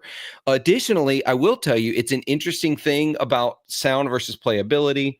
I got to go to the Fretboard Summit last year in August, and I got to hear, the name is going to escape me, but that's ADHD speaking. But he's one of like the preeminent acoustic builders, like Boutique. The man builds, the dude bought a tree in 1991 and has been building all of his guitars from this one tree since 1991. Wow. Like, he just got to know this piece of wood. But he told a story because this question came up in his talk about acoustics and wood and that kind of knowledge and skill. And he had a customer who had a pre-war Martin that the top needed to be replaced. It had just gotten to a point where it couldn't be patched or fixed or anything else. It needed to be replaced. And he tracked down a piece of spruce from the same tree that previous Martin top had been built from, that had been unused by Martin and was still in their collection of wood. And he was able to buy it and retop that guitar with a piece of wood from the exact same tree that it originally had come from. And he said it did not sound like a vintage guitar anymore. It sounded like a brand new guitar, because the wood had not been allowed to open up and change as it does when you play it. Yeah. He said, so it did not come out sounding like a 1941 or whatever year it was Martin. It sounded like a Martin that had rolled off the line today. Yeah. Wow. So there's a few years ago when Drum Workshop, I know this is a guitar thing and I'm a drummer, so just get over it. Drum Workshop did a 50th anniversary series kit, and they got hold of some of the timber from there's a forest in northern Italy, which is where all the violin wood comes from. All the Stradivarius violin wood, Yes. specifically. Yeah, and they got hold of a tree from this this forest, and they made about 16. I mean, off the chart financially kits. They were beautiful, all inlaid and lovely, and but these kits just sounded incredible, sustained for days. You know. Panavagio is the name of that wood, if I'm pronouncing that correctly. That's the one. Well done. Good knowledge. No, just know how to look things up. I'm a librarian after all. But yeah, that was one of those kits I looked at and went, I want that really badly, but I couldn't afford it. Yeah. I have my one drum kit, and that's plenty. That's one too many, mate. Gotta have one, man. Pure mini and mic into the preamp. Nice. Yeah. Anthony says, I'm Maiden now 100% Axe Effects since their 2023 tour. Good enough for them. Mid-year is also Fractal Live. I think loads of people. I mean, and Metallica, you know, arguably the biggest band in the world. Still, are they still? This is the argument I always make when people try to bring these points up as a point of, because they're used as, and Anthony, I'm not picking on you. You're using this as a way of justifying the validity of a product in a modern scenario, right? And I'm not downing that, but we're also talking about bands that do 150 shows a year. They have multiple rigs set up on multiple continents because shipping the gear is more expensive than just storing something in another country. And and there's consistency across the board when you go digital. And that's great. And I talk to Joe Branton over at the Guitar Nerds all the time and talk to him about, you know, his touring and how there's so much proliferation of digital solutions. Well, then I have to explain to him that over here in the, you know, bar and under 1,000 seat capacity clubs, everyone's still using amps because we're not having to tour multiple countries. We get to take what we want. Also, I'll be honest, some of these places, you can't trust the sound guy. You can't trust you can't trust that there's sound reinforcement for more than just the vocals in a lot of the places, the sub 500 cap places. Usually a lot of times the PA is just for vocals. You better have amps to get everything off the stage. There's a phenomenal bar in Las Vegas that I remember finding. It's a round place, big stage at one end. And I remember it was there sort of a few years after. I went there with my wife, and then I went there with Rex a bit later after. Place was still there, so a semi-outdoor place, and there's a great kit, great backline, everything's provided. You turn up and you play, and I must have seen about 8 to 10 really good bands play there. But it was all proper backline. You know, it was loud and it was proper, and I was like, this is a proper gig, and I was like. So good. You turn up to a gig that sort of size in the UK, and it's like, so you can't make any noise. You can't actually play with them. You've just got to look at them and not make any. Oh, it's embarrassing. It's why I hate. It's why I don't gig anymore. Really, I hate turning. It's part of it for me. It's all restaurant gigs. It's all music to be ignored by. They don't care if your band's any good. And my band was, you know, okay. We did what we did and did it pretty well. Mostly blues and soul cover band. But a lot of places have gone away from having live music. But those that still have it, they have it and they mean it. To this day, when I mentioned that I saw Sister Hazel and I saw Rival Sons using modelers, those are still the only 2 live shows I've gone to in that aren't church or like pit gigs where I know that the guitarist was using a modeler rather than a real amp. Everything else I've gone to is real amps. Yeah. Mississippi, Senator Wiltshire Pillar of a Martin J40 that I've had over 30 years, and it sounds so much better now than when it was new. Yep. Yep. Dust is a marvelous thing. Maiden have real cabs on stage, powered by their old Marshall 100 power amps, and then direct front of house. Yep. Hollywood, haha, frontline pedals. I had the distortion one in my loft. It was okay, but it sucked a lot of tone. True bypass didn't exist back in the early 90s. Yep. Thomas, hello. Well, hello. Happy New Year, and to you, mate. Miguel, no sound. Oh no. That was a while ago, so I think that may have been on their end. Yeah. Okay. Yeah. Thomas, Happy New Year, everyone, and to you, Thomas.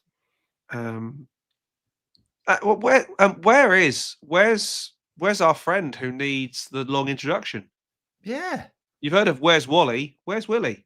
Yeah, where is Willie? Willie's not putting the effort in. Willie's still hungover from New Year's. Yeah. We're Scottish, so I think so. And Anthony, I looked at several tailors in 2012, ended up with a Martin 28, which I paid 1,200 quid. God, yeah, see, that was a good buy. Yeah. Nice one. Thomas, I have a battery in my Godan. It's been there for 5 years and it's still going. Yeah, acoustic guitar batteries last forever. Yeah. Bottom twink. That's sissy. Nice. Okay, mate. Good on you. Yes. All right. Well done. I'm just going to leave it there to make sure everyone knows who me Lucky is and embarrass him suitably. It looks like a nod, doesn't he? Yes. Anyway, Hollywood. Regarding katanas, I still want to see Paul try Line 6 Catalyst and compare them. We need to write to Line 6 to send them one. Yeah, funny, Line 6 are funny buggers. Yes. Yamaha. Yeah, it's the whole Yamaha thing. I mean, you've seen their NAMM setup.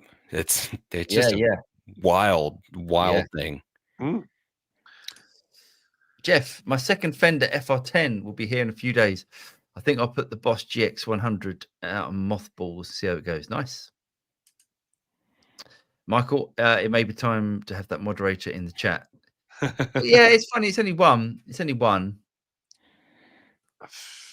it's only one. It always starts at one, though. Yeah. The thing is, you know you're onto a good thing once you finally get one.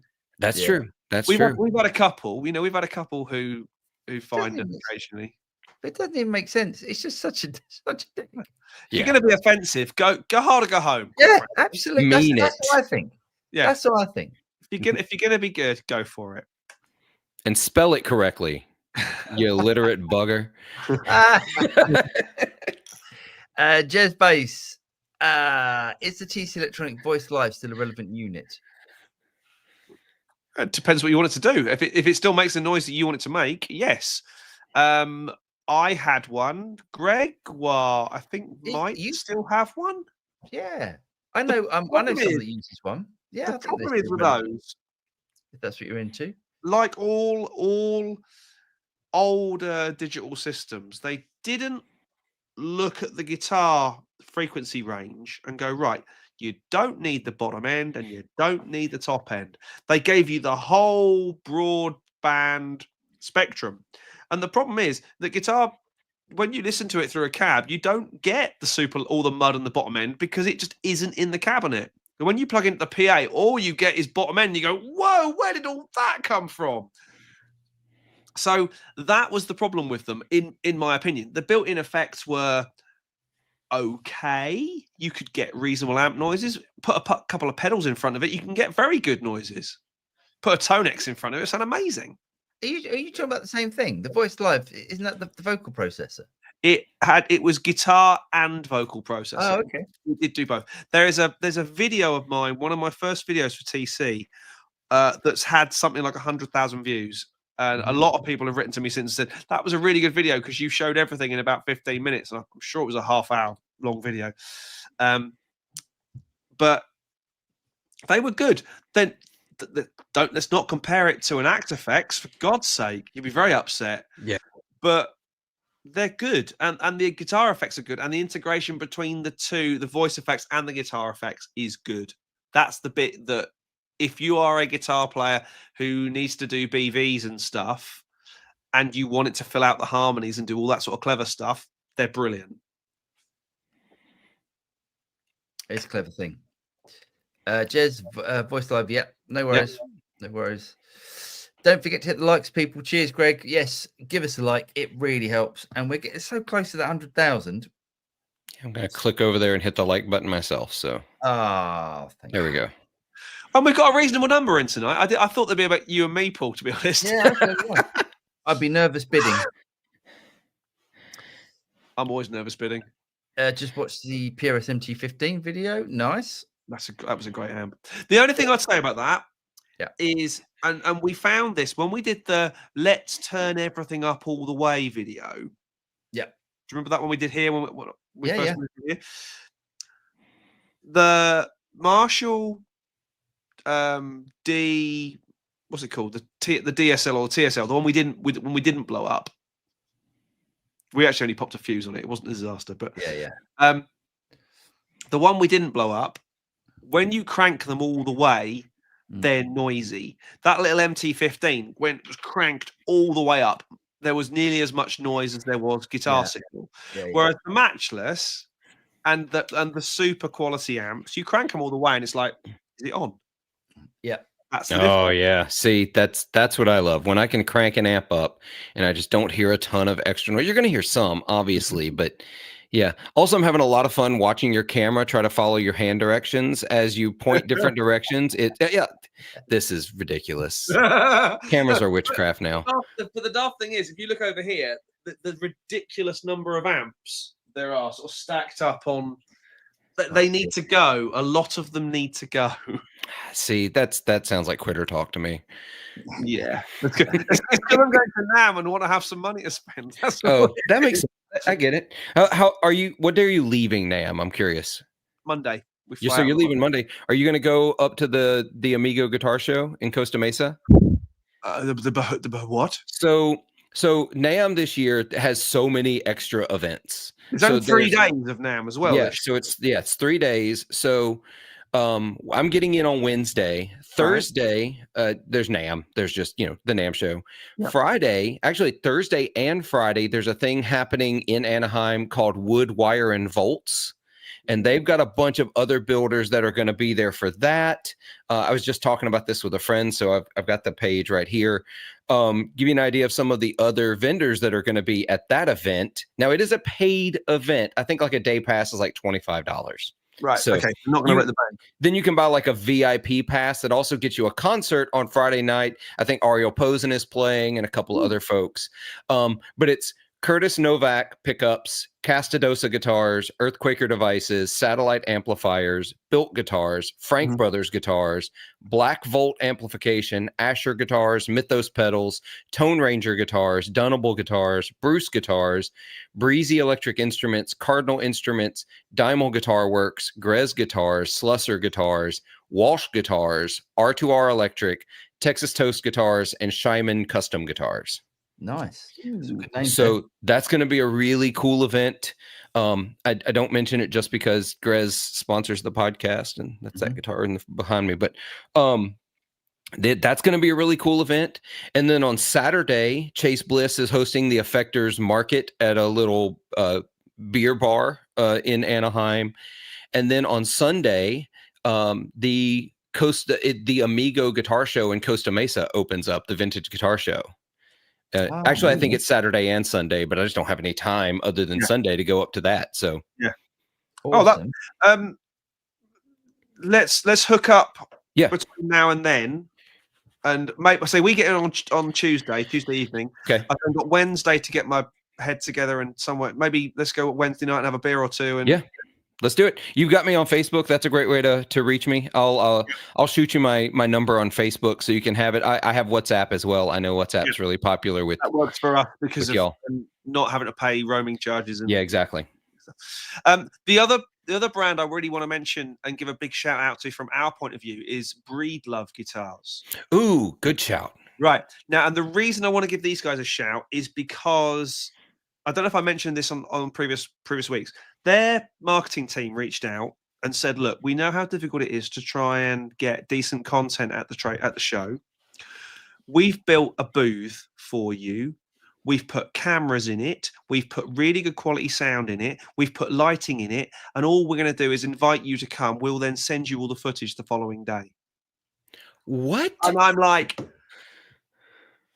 that's awesome. That's worthy of going to see them and making some content for them, because if they're going to put that out there for us, that's awesome. That's amazing. That is really amazing. See, that's the kind when I had the CEO of NAMM on my podcast, and he's talking about wanting to really build value for the brands, but also build a better network of support for media creators, those kinds of things. That's the kind of thing they should be doing. Yeah. That's the next level they could go to if they're serious about getting content out of NAMM. The other thing they need to do is give us decent Wi-Fi. Oh yeah, man, you are absolutely asking for the moon, aren't you? We tried to do the live stream from the NAMM show floor. Oh, I remember y'all trying that. And we ended up in a bar round the corner with better Wi-Fi. Yeah. And it was a lot more alcoholic and more fun. So we're going to do that again. It's good fun. We had some good times. Come on, then. We need to get through these. Yeah. We're there. Getting there. Anton, I'd be nervous bidding buying custom shop without playing it first. One day I'll have to. That's one thing I wouldn't be nervous of. Custom shop. But if you get it for the good price, one thing, they're pretty consistent. And if you get it for the right price, you're not going to lose money on it. Yeah, that's the big one. Especially if you're buying used, they're going to hold their value. Mm. Electric Hour works. Hello, mate. He says, I love my Martins, but Yamaha 1970s Guild acoustics always seem to win in front of a mic during a recording session, says Chaz. Chaz, we need to hook up to do all things NAMM.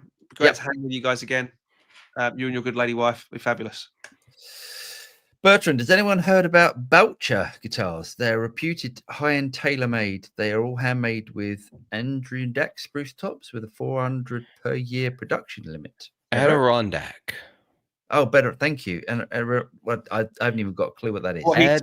It's a very specific spruce that comes from North America.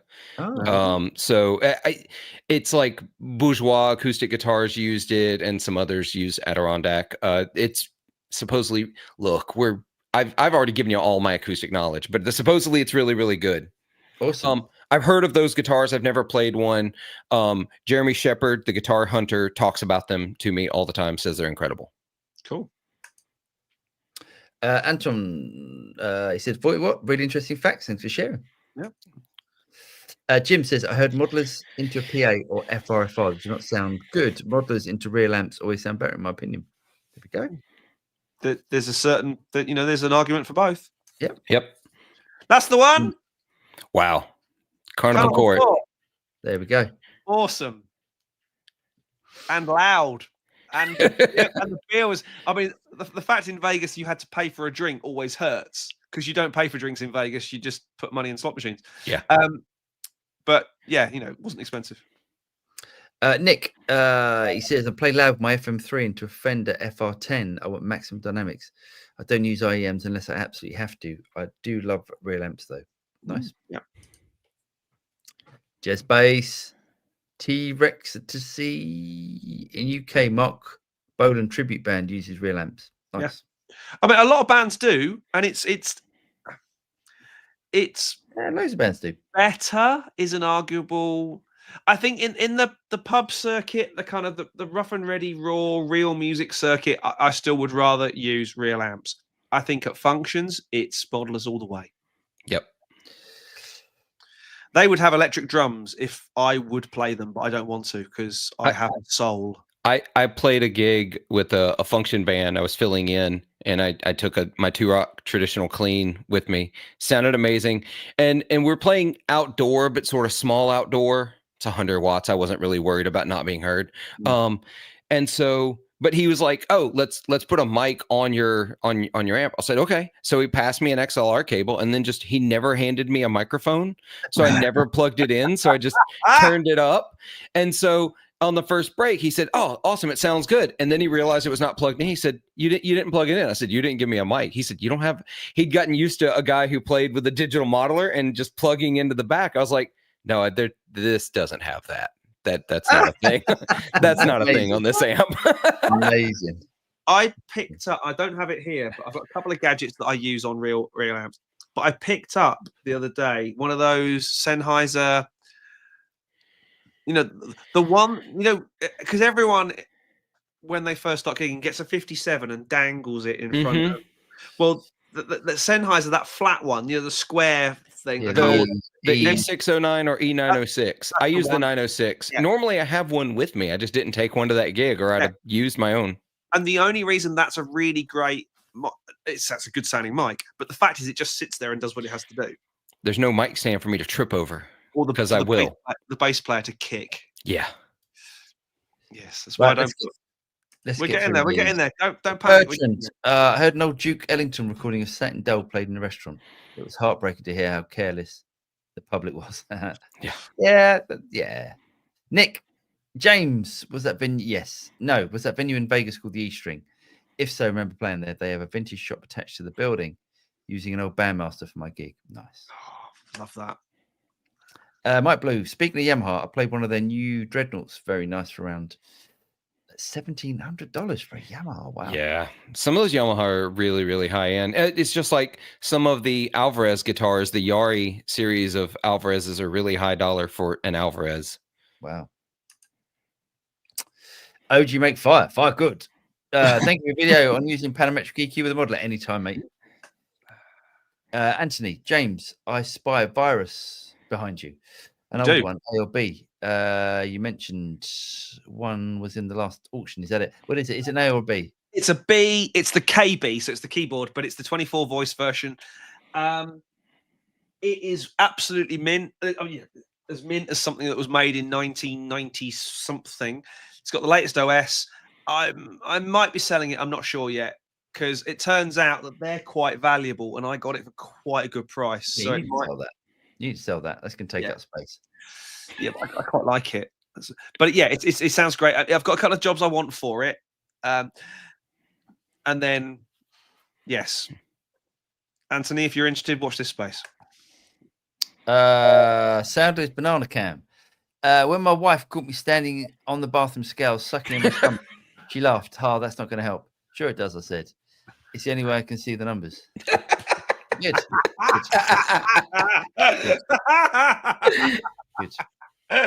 Very good. That's real good. That's really, really good.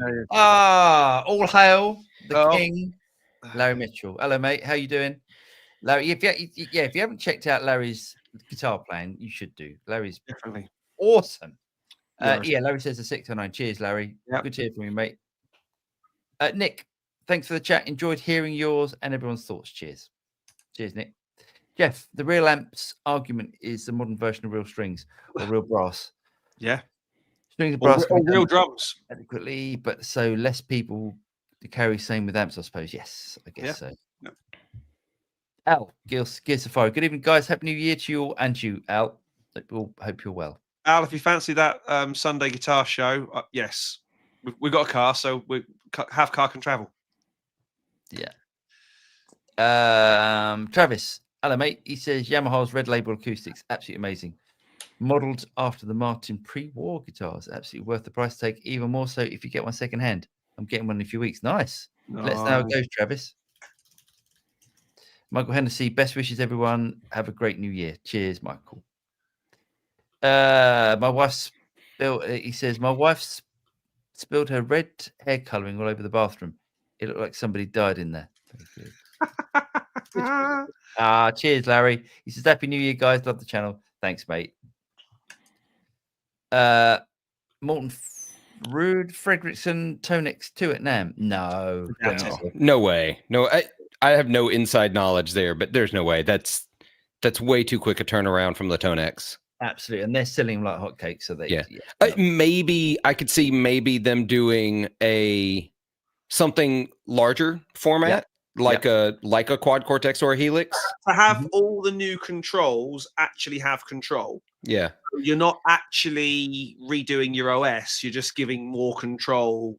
You know, another button, another pedal, another couple of button knobs might be cool.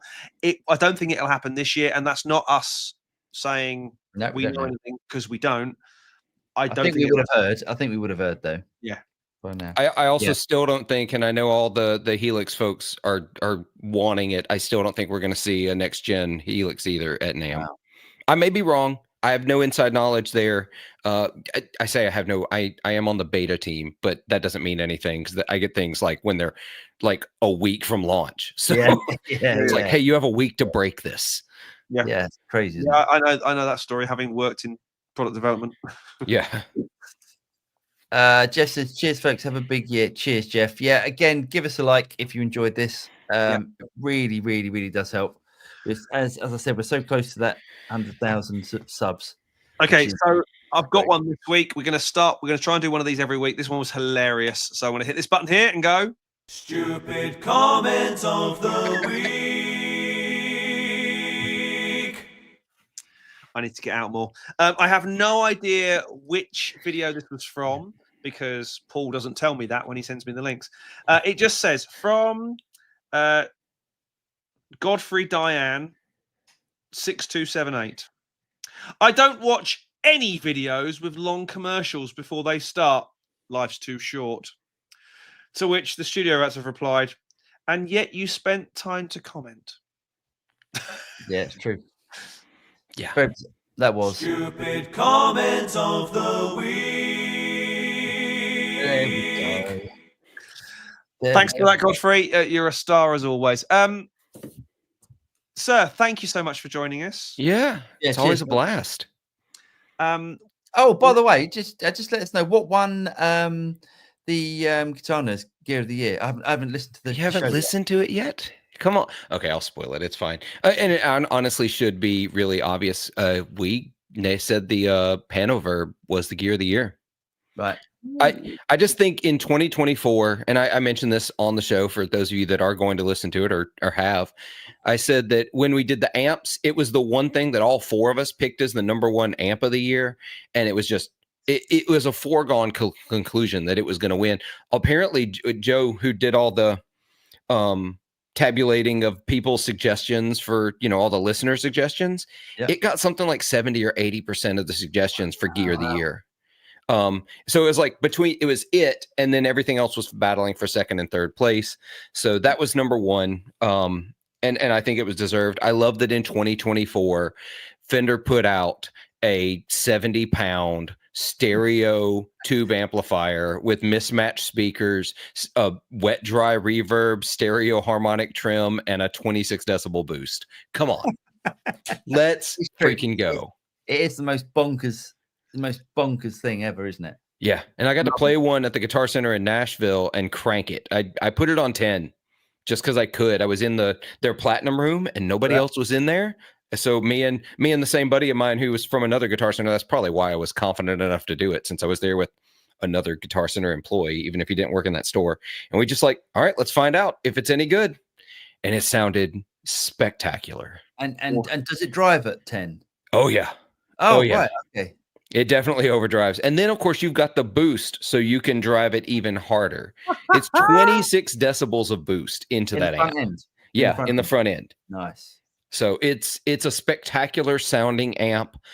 And so that was the foregone conclusion. I'm hoping it means people will be a little more adventurous in the amps they design this year. Yeah. I'm wanting to see more. I'm actually starting to build amps myself. It's going to be fun. Awesome. And let's face it, it's about time we see something from Marshall. I think we'll see Marshall definitely are. They're definitely releasing something. Yeah, I hope so. I really need them to pick up the pieces, because they've been in shambles for a little while now. The daft thing is, we say, I think probably between us, we've had every Marshall, we've probably had every Fender at some point, we've probably had every this, that, and the other amp, and yet there's something about that logo on the front of an amp and a cab that you can't. It's like coming home. Mm-hmm. There is something about it. As much as I say I love the Matchless and the Red Plate and all those definitely boutique amps, But there is something about plugging a Les Paul into a Marshall that you just go, that's proper rock and roll. Yeah. And at the moment, they haven't got that.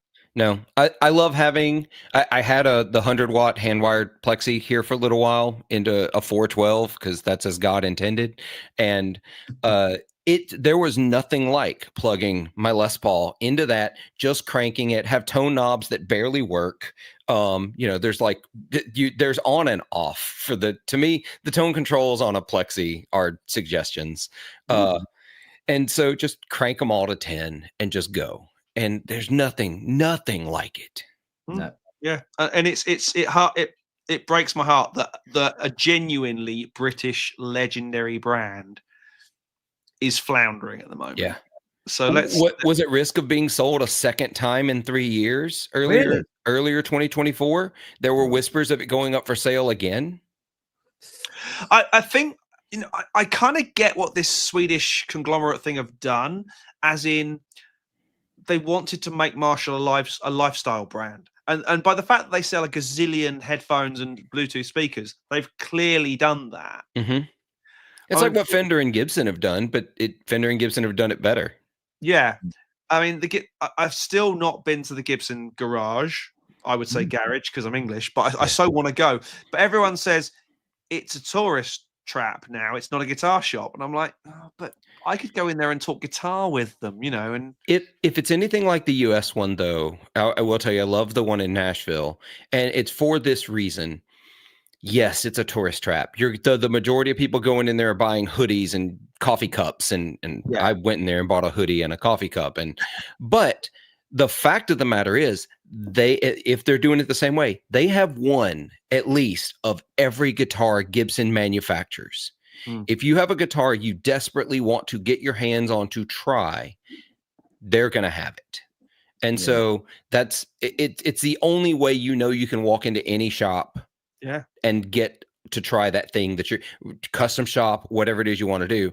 Also, if they've got the same made to measure custom shop kind of setup that the one in Nashville has, get them to walk you through it because it is spectacular. You walk up to a counter and a guy goes behind the counter, or they bring you around. It's pretty informal, but they're like, okay, what neck profile do you like? They open a drawer and start pulling out guitar necks so you can feel the neck profiles. And then you can look at pieces of hardware and everything like that. Then they pull down a panel that has nothing but maple tops on it. You pick the top for your guitar. Nice. Wow. It's the coolest guitar experience that I think I've ever had in the Gibson garage. Nice. Cool. Let's get through these last ones and then we'll sign off because it's late for y'all. Yeah. Hollywood. Oh, that's a great idea. Breedlove. Friend from the US had a Breedlove 15 years ago. Never heard of the brand, but it sounded great. Nice. Graham. I was at a guitar clinic and heard Bernie Marsden play through a mic'd up 1 watt Marshall reissue, and it was magical. Yeah. Yep. They're good, those little amps. Yep. Matt Blue had a hand-wired blues breaker cranked with the Strat. There was tingling. In It'll do it. That'll do it. 5150. Have you guys not reviewed the Head First Alta 100? I've never heard of that. Not heard of it. No, that's why we haven't. Yep. Bertrand, Mick Ronson was with a Les Paul and a Marshall is rock and roll trinity. Nice. Yeah, agreed. Jazz bass. The Marshall factory is now a production line. They have streamlined the business with experienced guy there. I remember when I was a kid in the 80s, there were all types of bass and amps. Yeah, very different. Keith went to the Gibson Guitar Avenue in KL last year, Kuala Lumpur. Yeah, it's a full showroom, and they have some great old gear, but didn't feel particularly friendly, and the staff didn't seem well informed.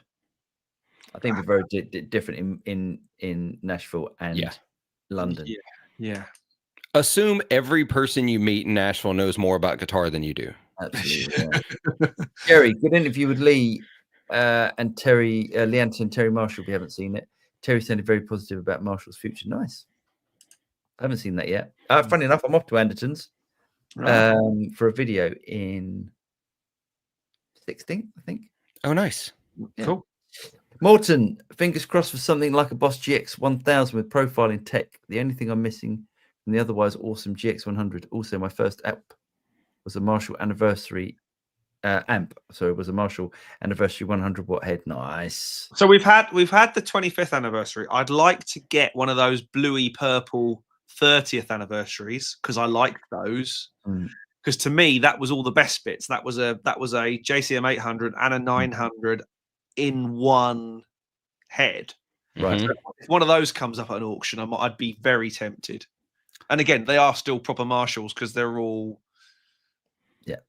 they're old-fashioned tech still. So, last couple. He would buy a Rishu of that, says Morton. Nice. Yeah. And 5150 said, heads first out to Google it and think related chaps. I'll have a look. Cool. Right. We're done. We're done. We're done. We got to stop. That's it. Right. Thank you so much, everyone, for the unexpected show this evening. Thank you to Phil for the for joining us. Happy to be here. Absolute pleasure. We'll be back next week with more of the same old guff. Please do like, subscribe, hit the bell. There it is. All the stuff we ask you to do. We're so close to hitting that big silver plaque milestone. It'll be very, very cool. Take care, everyone. Have a great week, and we will see you on the flip side. Bye-bye. Cheers, guys.